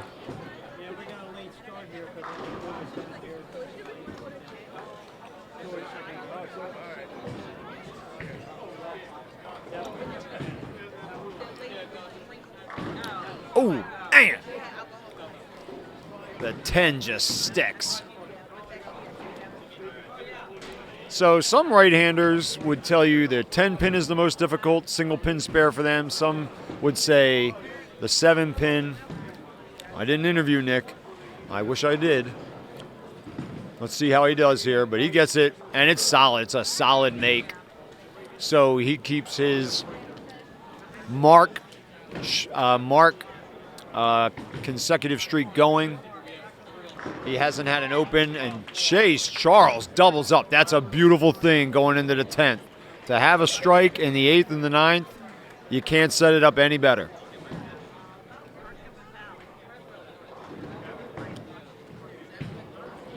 Oh, he did not strike in the 8th. I was quick looking at the two teams. Their scores were switching while I was commentating. Ben has a double going into the 10th. Here's Brian on lane 21. Gets them all to go. That's big. He was one a spare, so he's going to get 20 pins in the 8th. He's at a 164. He's got a chance at a 200 game.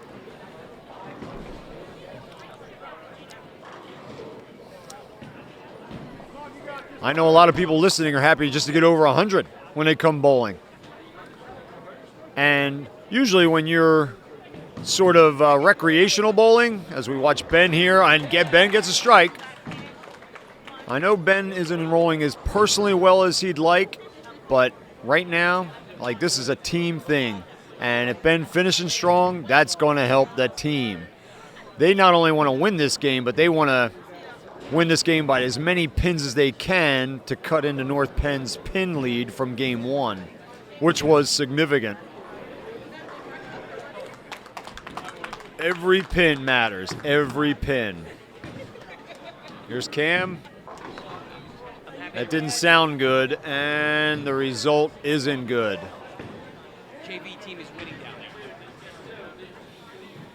there.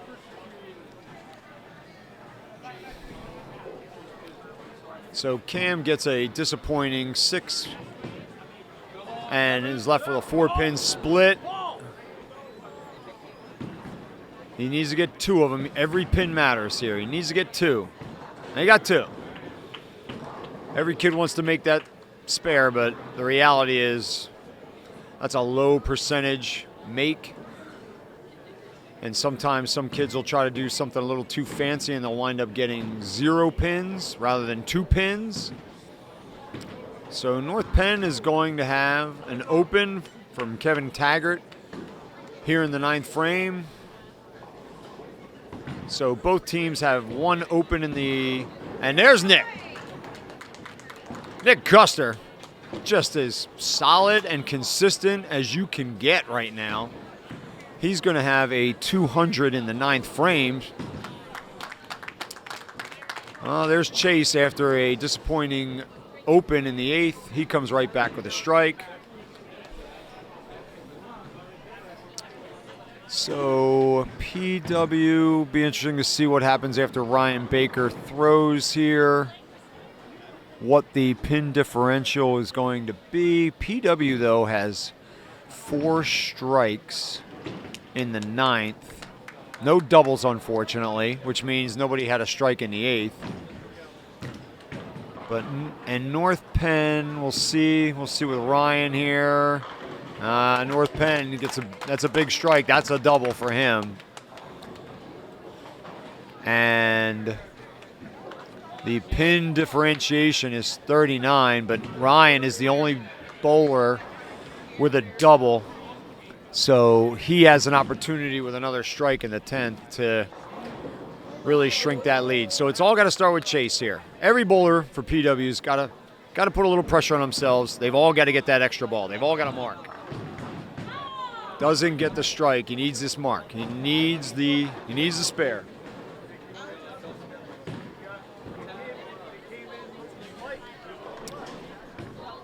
All right, but in the same regards, Ben Tucker also has the 10 pin left standing. North Penn, if they want to make this full comeback, they've all got to mark themselves. So doesn't happen for Chase. So Chase is going to finish with a 174, which is above his average. But you really would like to have seen another ball in that 10th frame with the opportunity to get 10 more pins. So pressure on Ben here a little bit, and Ben does the same thing. So we're kind of right back to where we started, and instead of 5 bowlers, there's only 4 left. So in a way, I guess that's an advantage to PW. They didn't necessarily. So Brian has a 9. He's got the stubborn 7. Again, I think the corner pins are really tough for these two-handed bowlers because they just have so much pin action, so much action on their balls. And it doesn't happen for Brian either. So PW has 2 9s and a miss, and that lead is shrinking. Tyler has an interesting. He has a 3-pin spare. You got to hit that pretty square, and he makes it. He makes it, which means North Penn's going to cut into this lead.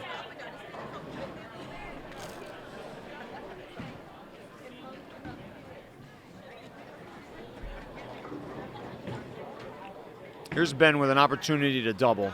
This would really help, really help. And he gets a 7.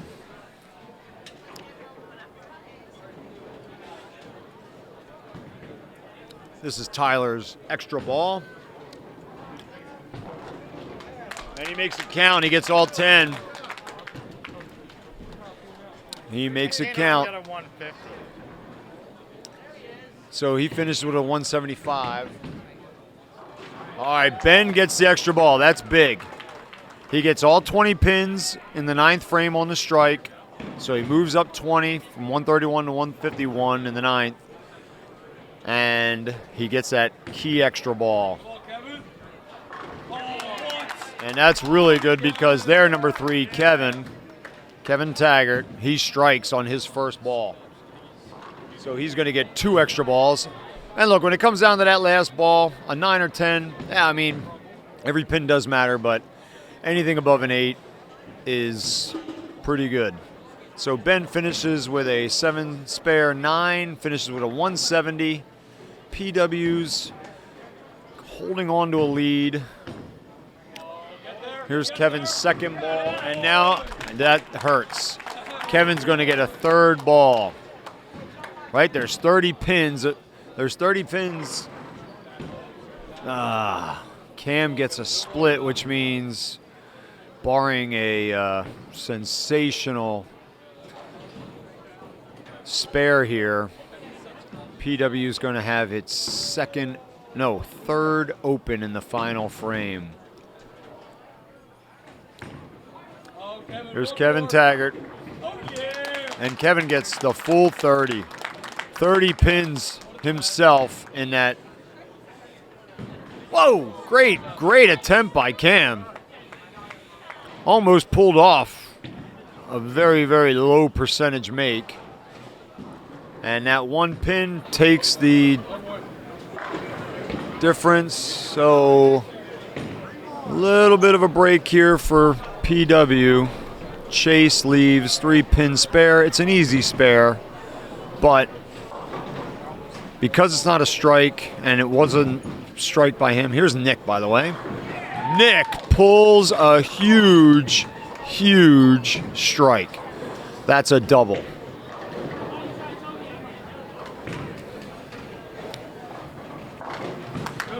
Chase makes that spare, so he's going to get the extra ball. He gets 20 pins in the 9th frame. Now, if Nick can strike here and get himself a third ball. Unbelievable. Nick is answering the call. And I think has probably put it out of reach here for game 2. It's just a matter of how many pins the win will be. Ryan Baker working on a double himself. We'll find out with this first ball. That pin differentiation could jump to 19, or if he doubles, it could jump to only 9. Come on, ball. Come on. And he does. So, and it did jump to 9.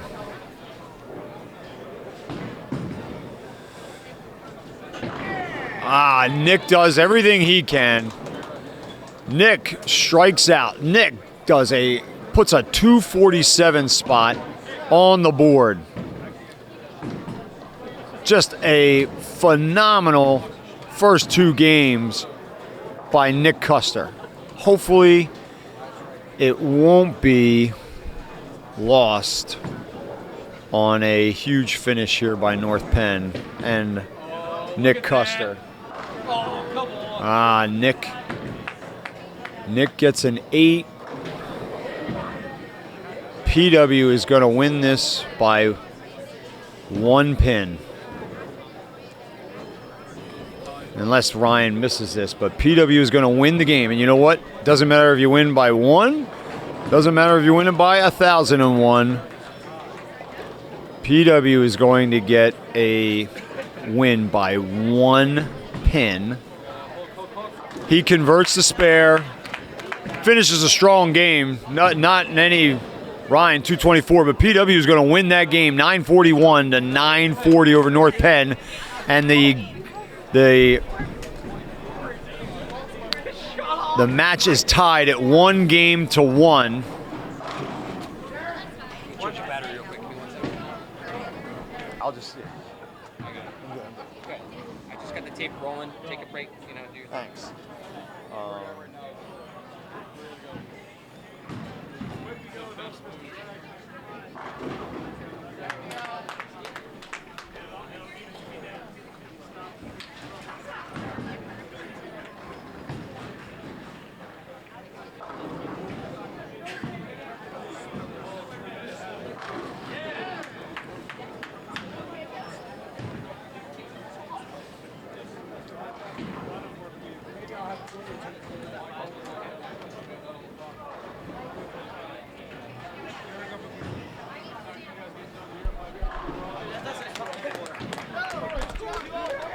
Check. 1 2 1 2.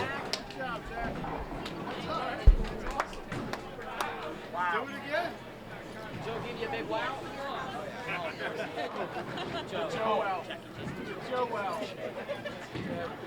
It's your favorite dude, right?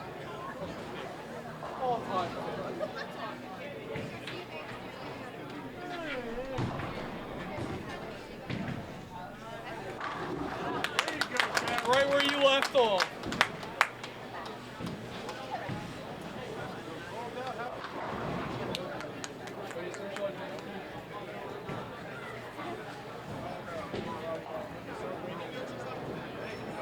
Yeah, tag.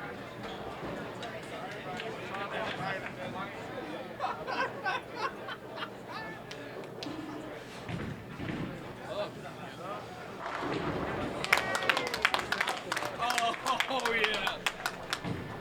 He ain't letting it 1 point beat them this game. Ryan said his coach is boss this season and said, if you leave it early, you better ball 300. He would send me that video, somebody sent it to the bar. Praise. I'm reading it. Praise. Huh? There it is. Nice job, Art. Where's Coach? You hung the coach. Here goes Kevin. Go hang the coach. We'll be down. Guys.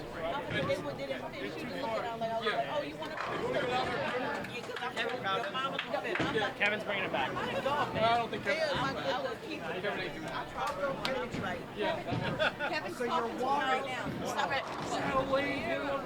Kevin's talking to him right now.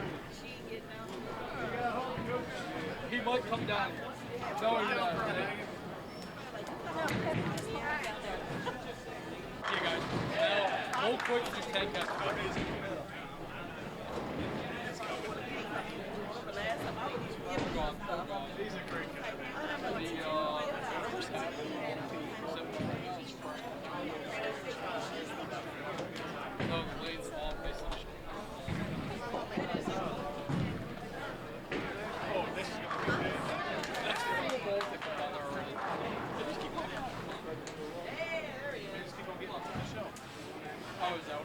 Can we get back to back?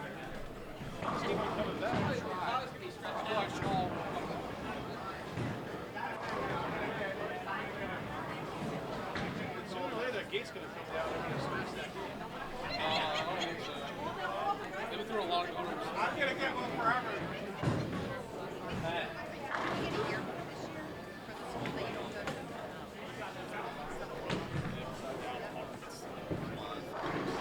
Get a little lucky.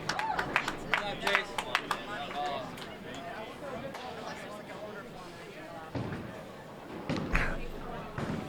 And we're back. North Penn, I see, is off to a tremendous start. All 5 of their bowlers struck out. And Ben has their first open of game 3. So PW didn't win that second game by much. Only 1 pin that separated the 2 scores. North Penn won the first game by, I believe, 130 or 140. So if PW can just win this game, they'll get at least a split. They would have to win this game and win this game by 130 in order to get 3 wins to 1 loss for today. Brian does not convert. So Brian has 2 opens to start game 2. But Ben, Cam, and Nick all have strikes. Chase Charles has started with 2 strikes of his own. There's a spare. That's Tyler picking up in the 2-hole a mark. All right, all right.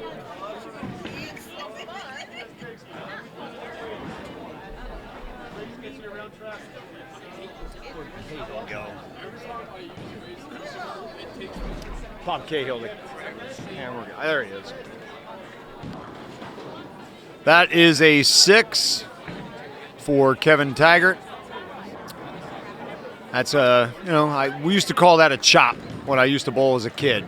Basically chopped off a certain amount of pins. He got a all the pins on the left. He just kind of chopped them off and left the 4 on the right. Ben makes the spare, so he gets his 20 pins off of that strike in the first frame. That's a solid make.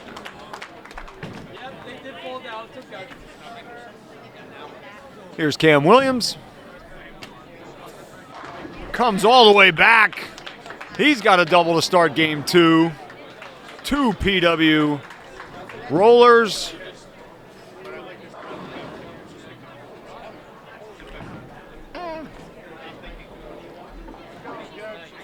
Here is Nick Custer, who's having an absolutely sensational day.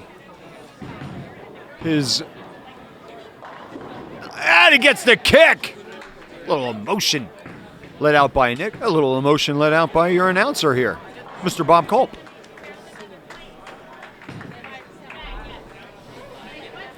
Again, I want to thank Bob Cahill and CITV for giving these kids the chance to get taped and put up on display all of their talents.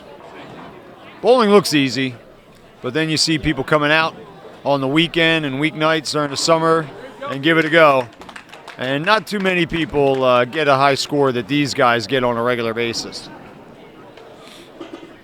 You can throw a ball hard, you can hit some pins hard, but consistently getting high scores 3 games in a row isn't the easiest thing. There's Ben Tucker over here on lane 21.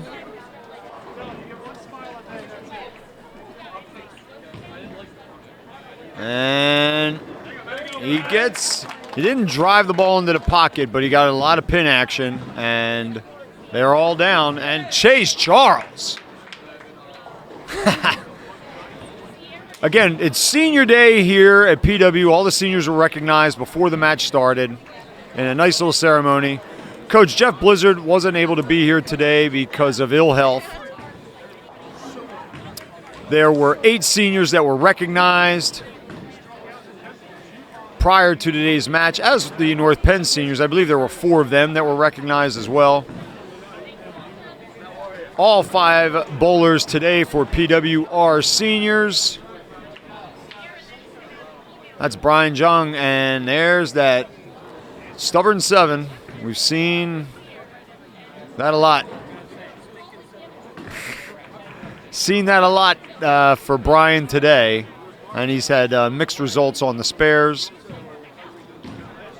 This is Tyler Chiazzo, and he makes it. So this is a pretty tight match as we work our way through. Brian's got 3 open frames. Needs to pull himself together. His teammates are picking him up, though. His teammates have no open frames for all of them to this point. North Penn rolling well, too, though. And they have just the 1 open. And that's why they hold a 19-pin lead. So Ben gets the chop. He has the 3, the 6, the 9, and the 10. That's Chase over here with the stubborn 7.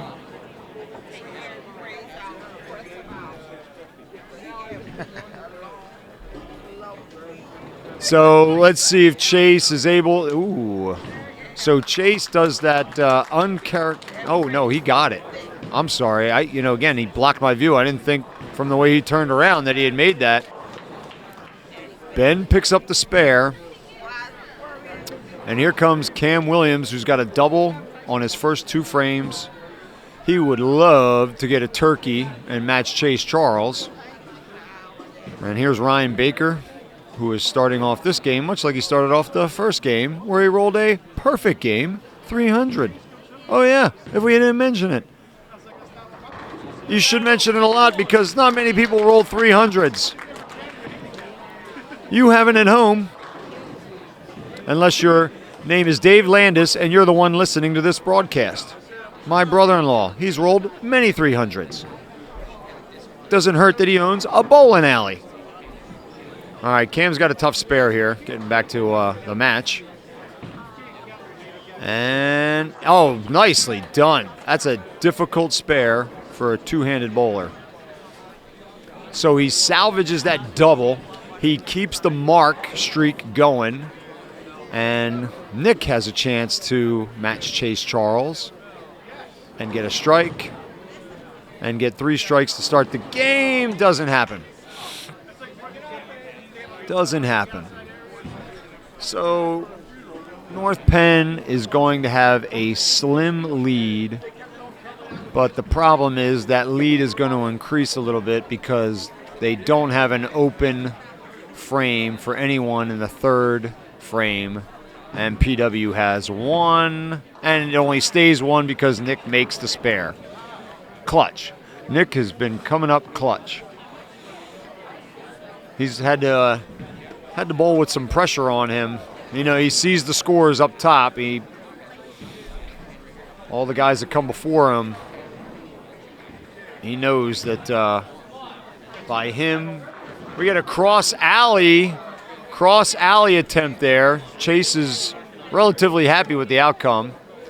He gets a 9. That looks okay. He's got half of the lane to make this spare here. Easiest spare in bowling is that 5-pin. So some people will move one board over, or some people will just speed up their ball a little bit to make sure that they get a good chunk of that 5-pin.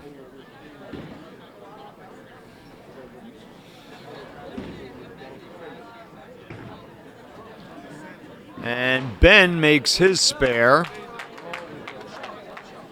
He's off to a pretty strong start. He's got 3 marks in 4 frames. Brian gets them all. That's what he needed. Brian is quite capable, as is all these guys, of stringing a bunch of strikes together. And after 3 open frames,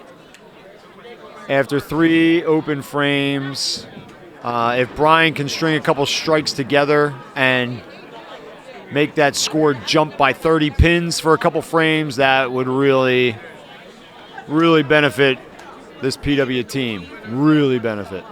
There's Ben. Be nice to see him. It hits it a little high, and he leaves a 4-9 split.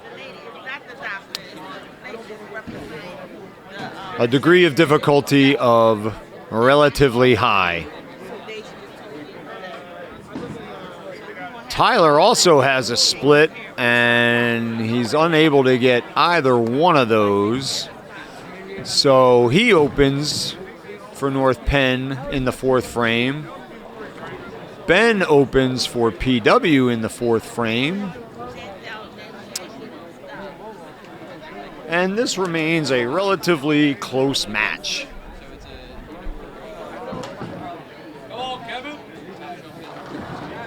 And Kevin gets some positive pin action. That's his 2nd strike in as many frames. He's got a double. Kevin, woo! Look at Cam Williams. Some guys just know when a ball is looking good. And that was a no doubt about it, that one. Cam Williams, 4 frames, 3 strikes.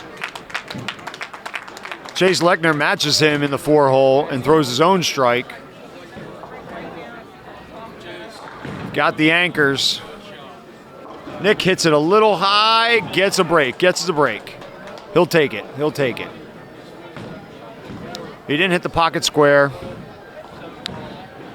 If you hit the pocket high, that means your ball is too far to the left for a right-handed bowler, and it hits the head pin a little too head-on, and you're not going to get the pin action and the angles on the bowling ball kicking off the head pin because it's hitting it more square on. The bowling ball itself is kind of going right through the middle, whereas if you hit it in the pocket, you want that bowling ball going left to get the 3, which will then hit the 6, which will then hit the 10. And how about this? This is something Ryan hasn't had to face today. Ryan has a 2-10 split. So we'll get to see Ryan's degree of difficulty in the high range spare ability here.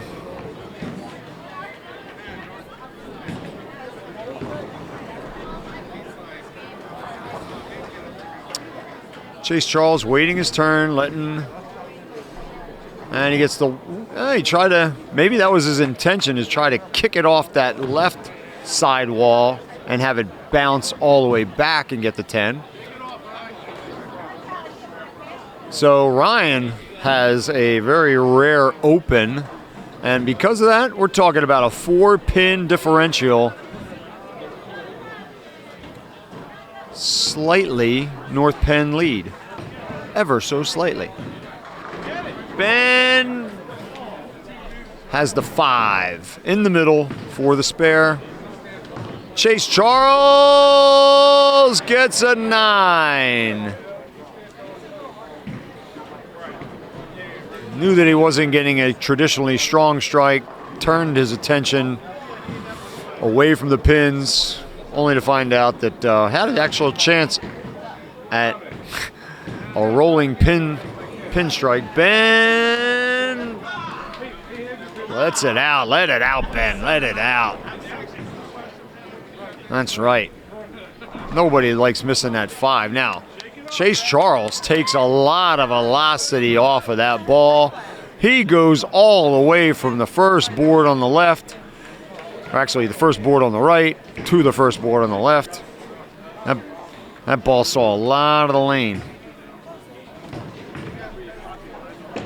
Here is Tyler Caiazzo. He's got a tough 10 sitting there in the corner. Here's Brian. Let's see if Brian can get a double. After that poor first, he goes cross alley and gets it. He'll take it. He will take it. His teammates are happy for him. His teammates know that's a big strike. That is a big, big strike. I don't think that's going to make it. No, so Tyler leaves an open.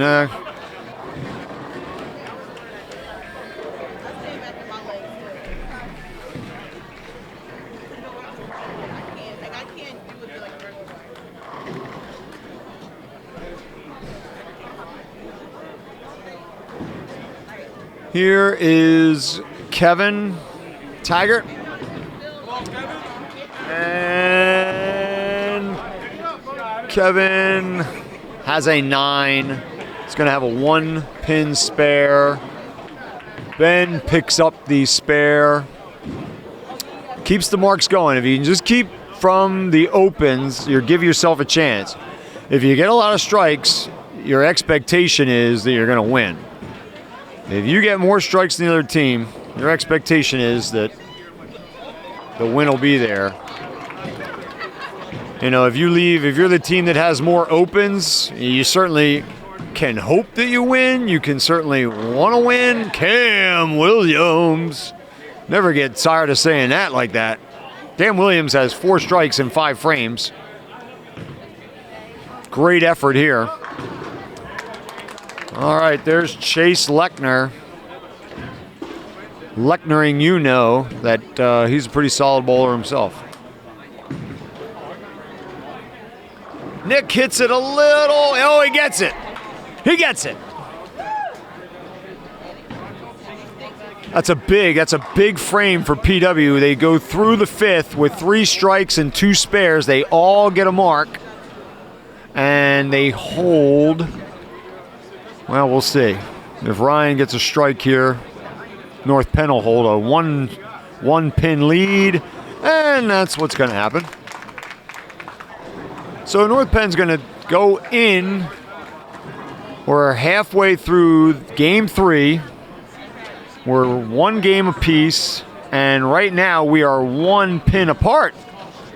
So it's a very tight match.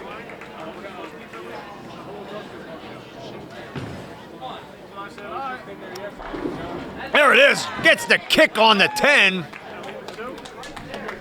Love seeing that. Getting some more like physical and emotional fives here. The intensity for bowling is ramping up. This is a very good match. Here's their leadoff bowler, Ben. All right, Ben Tucker.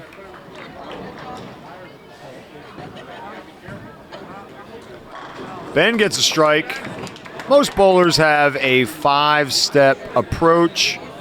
Let's count Brian's steps actually. 1, 2, 3, 4, 5. And he hits the head high and leaves himself with the baby split, the 2 and the 7. This is your highest make percentage split. And North Penn gets a sloppy strike, but a strike nonetheless. So that's going to make every little difference in the world. Brian gets it. And just the way they teach you to do it, some people will say kick the 2 into the 7, but the better way to do it is hit the 2 on the left side of the pin and send the ball to get the 7. That's probably the way more pros make that spare than not. So PW catches a break. That's Kevin Taggart, and he's facing a 3-pin split, and we've seen a lot of splits right now. So that's Ben Levin.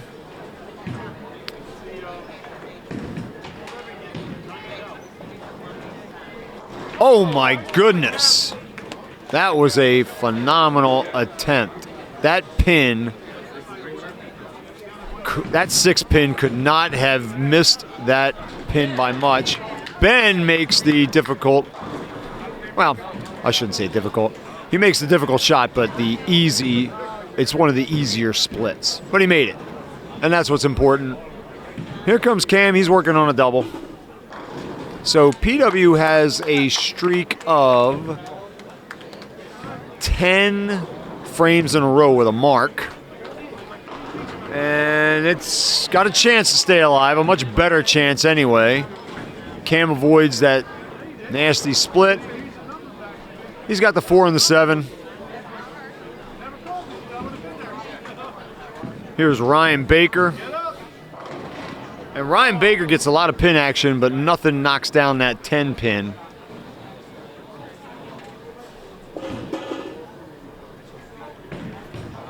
Cam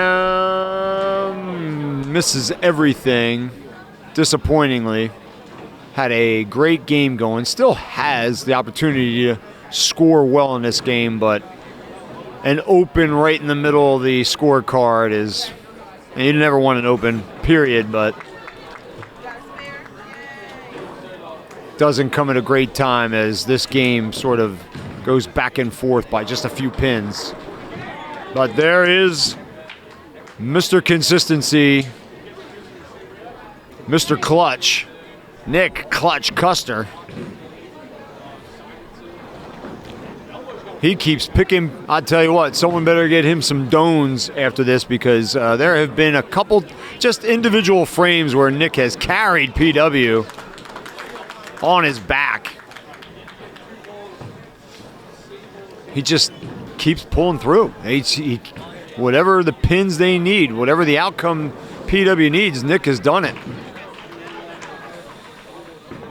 And he keeps his team in contention. So if you looked at the scores for PW, Cam has a higher score right now, but because of that double that Nick has, he's going to wind up having. So there's Chase. Chase gets a 3. Leaves himself, a lot of pins to get the spare, but he's on a strike, so it's not, there's really no punishment when you come off of a strike. If you make the spare, you're still getting 20 pins, regardless of whether it was a 9, an 8, a 7, or a 3. So if he makes this, it's sort of like you saved it. Oh, he's going to go for a cross alley. He hits it a little too high and didn't get the pins going in the direction that you want. This is Ben Tucker over here on lane 21. So neither team made any switches with any of their varsity bowlers. You know, nobody from we can't unfortunately see. Oh, look at that. There's Brian. So Brian, after a rough start, and he'd tell you the same thing, has in the last 4 frames gotten 3 strikes. So he's, hello, wee bowling. Everybody stand up, turn around.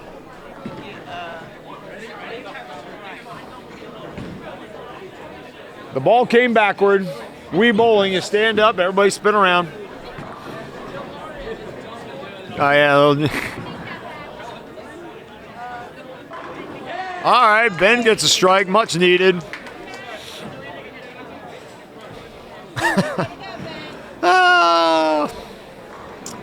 Here we go.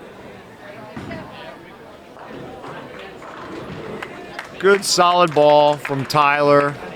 North Penn's number 2. Here's Cam Williams.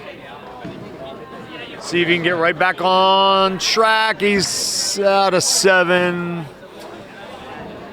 So he's got the 2-4-8 spare. Anytime you see a pin directly behind a pin for a spare, it just adds it to a little level of difficulty. You sort of like to see them in that geese flying formation shape where they can all kind of chase after each other. So that is 2 frames in a row where Cam has opened. He needs to really pick it up. He's got 8, 9, and 10. He can still finish strong. And how about that? So on his spare attempt, Kevin Taggart goes into the right gutter and also has an open frame. So it's a little break for PW. Look at this. Look at Nick. Clutch Custer.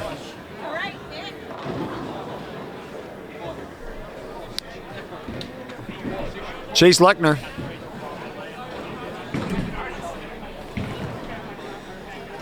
Leaves at 10. We've seen this a number of times. Goes the 2-handed bowling route, and he gets it. He gets it. It's very effective with that spare ball of his. And he's got a very nice score going at 138 in the 6th, and at least 10 more coming in the 7th. So he leads all scores for North Penn. Here's Ryan Baker. And what'd you expect? That's a strike.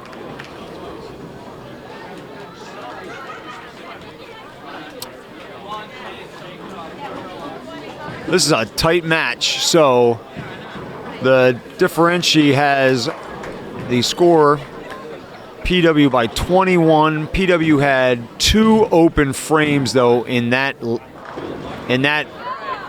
7th frame. North Penn had 2 open frames as well, so it's pretty tight. This is a pretty tight match. Ben goes cross alley and gets himself a split. So an opportunity for PW to make a spare here and get a mark. He gets it. That senior's happy on senior day.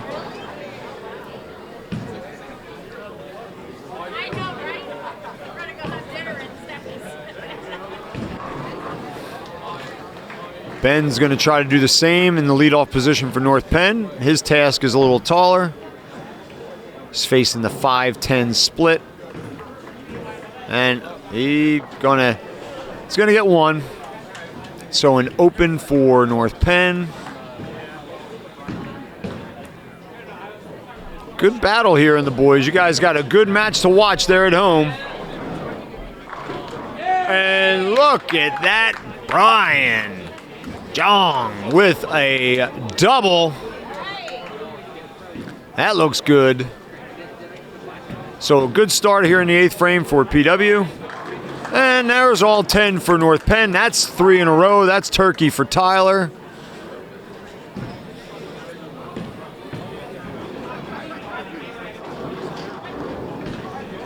Here's Ben on lane 21, and he gets them all. So Ben's got a double. He'll have at least 120 in the 7th, plus his first ball in the 9th. If you don't know what I'm talking about, well, you know, that's, bowling scoring is a little different than a lot of other sports. Oh, Cam gets robbed. That was a good ball. So, should be an easy 8. North Penn! The machine might knock the pin down. It doesn't. So he's going to get a split. Sometimes when that pin's wobbling and the rack comes down to pick the pins up, if it's wobbling enough, the rack will actually knock the pin down, which counts as a downed pin and would have left only 1 for Kevin Taggart. But he's got a 5-10 split there. And, Nick can't get that stubborn 7 to go. Oh, this is going to be, no. You get a little more action off the sidewalls than you do the back of the box and the back of the lane. There's a little more give on that back wall. So sending a pin hard against that back wall, generally the pin's not going to come back. Hello. Chase Lechner gets a strike. He picks up his teammate, and here comes the ball tight. I tell you, Nick has just been phenomenal. If he opened in the first game, I don't remember it, but he didn't open in the second game, and he hasn't opened in the third game. He's been mark perfect in games 2 and 3, and he had a high score in the second game or the first game too. So, ho! It's not many bowlers that can say I bowled 3 games and didn't have an open. That's Ryan Baker doing what Ryan Baker does. But I could also say doing what Nick Custer does, or some of our other bowlers at different points in this match. All right, Chase Charles, 8th frame. He goes cross alley, he gets a 9. All right, that's okay. He'll take that. That's an easy 9.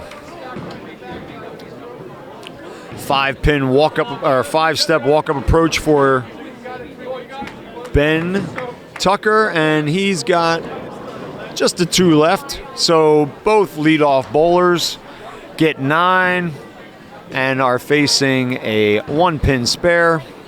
Both very makeable. PW is holding on to, it says a 31-point lead, but Tyler for North Penn has a turkey working, and Ryan has a double. We also have 2 doubles, so it's a little tighter than that 31 would indicate. Ben makes his spare. Chase makes his spare. And this is going to come down to the wire.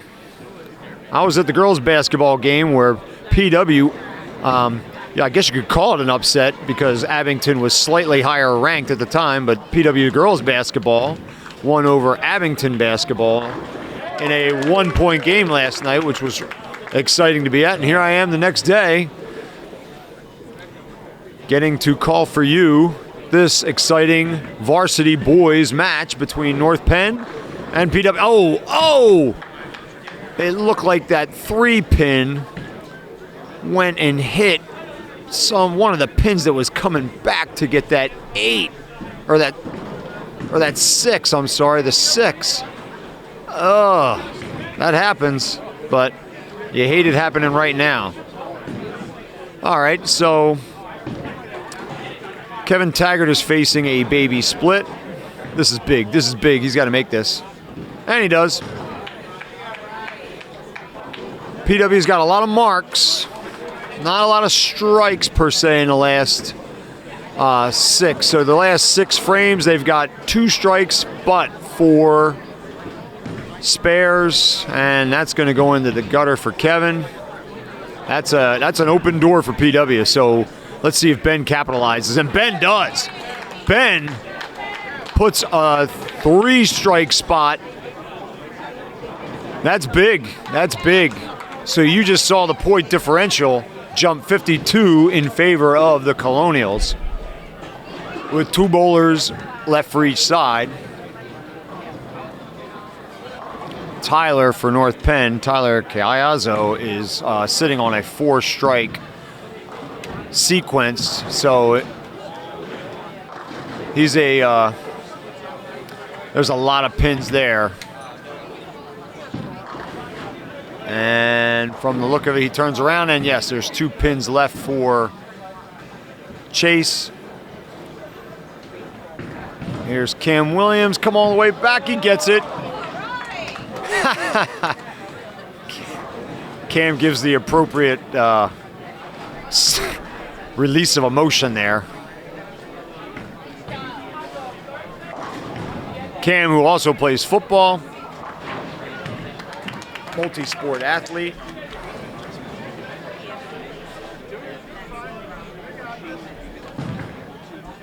Here's Nick. And Nick, North Penn knows. Nick keeps putting them in the hole. No fist pumps over there by North Penn. Like, Nick keeps them in the hole. So Nick strikes in the 9th. That gives him 20 more pins in the 8th. He's at 186. He's at 196 plus his first ball in the 10th. Ryan Baker, though, he's going to keep this match closer than PW would have liked going into the 10th. So PW,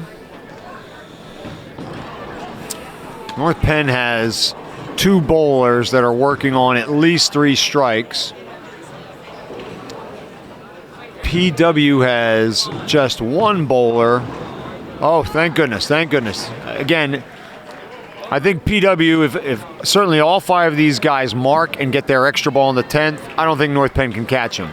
They would have to almost all, well, as I say that, I say they would almost have to all strike out, and Ben Tucker starts with a strike on cue. So that's a clutch ball by Ben. Gets his team off to a good start in the 10th frame. But Chase Charles gets what he needs done, and he's going to have a shot at a 200 here. If he gets 9 or more, that's going to be a great start for PW. He has gone above his average. He has, like... All right, so Ben, not a big deal here to face. He got the strike with the first ball. So his 3rd ball, he's got a chance to get 2 more pins. Again, this is, going down to a pretty tight match.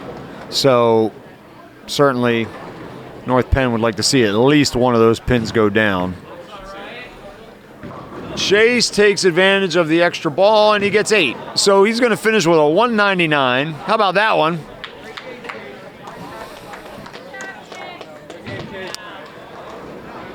And Ben he makes the most of his opportunity. He gets both of them. Ben finishes with a 153. So certainly a nice pin differential in the first spot of the order for both teams. Brian gets a huge strike. Always good to get a strike on the first ball in the 10th frame. Nothing better. That gives you 2 more balls at least. Well, it gives you 2 more balls. Sorry about that. Tyler also gets, now Tyler's on 5 strikes, so that pin differential is going to go in North Penn's favor, I think. All right, Brian gets 7, so he needs to get 2 more. Every pin's going to count. If Tyler strikes here, that's really going to hurt. That is really, really going to hurt. I think he didn't like his release point. He hits it a little high. And and he gets an 8. So that ends his streak of 5 strikes. Okay, Brian picks up 2. So the lead is cut. Brian's going to finish with a 183. So Tyler is going to best his head-to-head matchup against Brian in the 2-hole, and he's going to finish with a 211. Here is Ben, and he hits a little high on 21. He's got a 7, but he had a turkey. Chase Charles brings him his spare ball. This is really important that he make this spare and get the extra ball. And he doesn't. So there's not going to be an opportunity to stretch that lead by, could have been 13. It could have been a 13 pin increase from that lead. But that goes to the wayside. Kevin strikes on his first ball. Here's Cam. Cam gets them all. Huge, huge ball by Cam Williams. He gets 20 pins in the 9th frame. And Kevin kind of gets a 5. So PW catches a little bit of a break there. Yeah, usually, at least when you hit the head pin, even if you hit it high, you usually get more than 5 pins. But Kevin caught a bad break there. And so that kind of hurt North Penn there a little bit. Cam could really almost put this away with that strike. That's huge because now he's going to get a 3rd ball. The lead is at 54. North Penn does have 2 bowlers left. Ryan does have a turkey working for him down there. And, oh, that's huge. Oh, that could be, we'll see how it all turns out. But those 2 balls there were unfortunate for North Penn. And on the swing here is Cam, who now has a chance to go 30 for 30 in this 10th frame. And he does it. He does it. Outstanding. That's clutch bowling. And he finishes with a 199. All right, here's Chase. So he doesn't get the strike on the first ball, which means he won't get a chance to get more than 20 pins. If you get a strike on the first ball, there's a chance to get more than 20 because you can get strike, and then your 3rd ball. Nick goes 9. Chase gets that ball to go, and he finishes with a 2.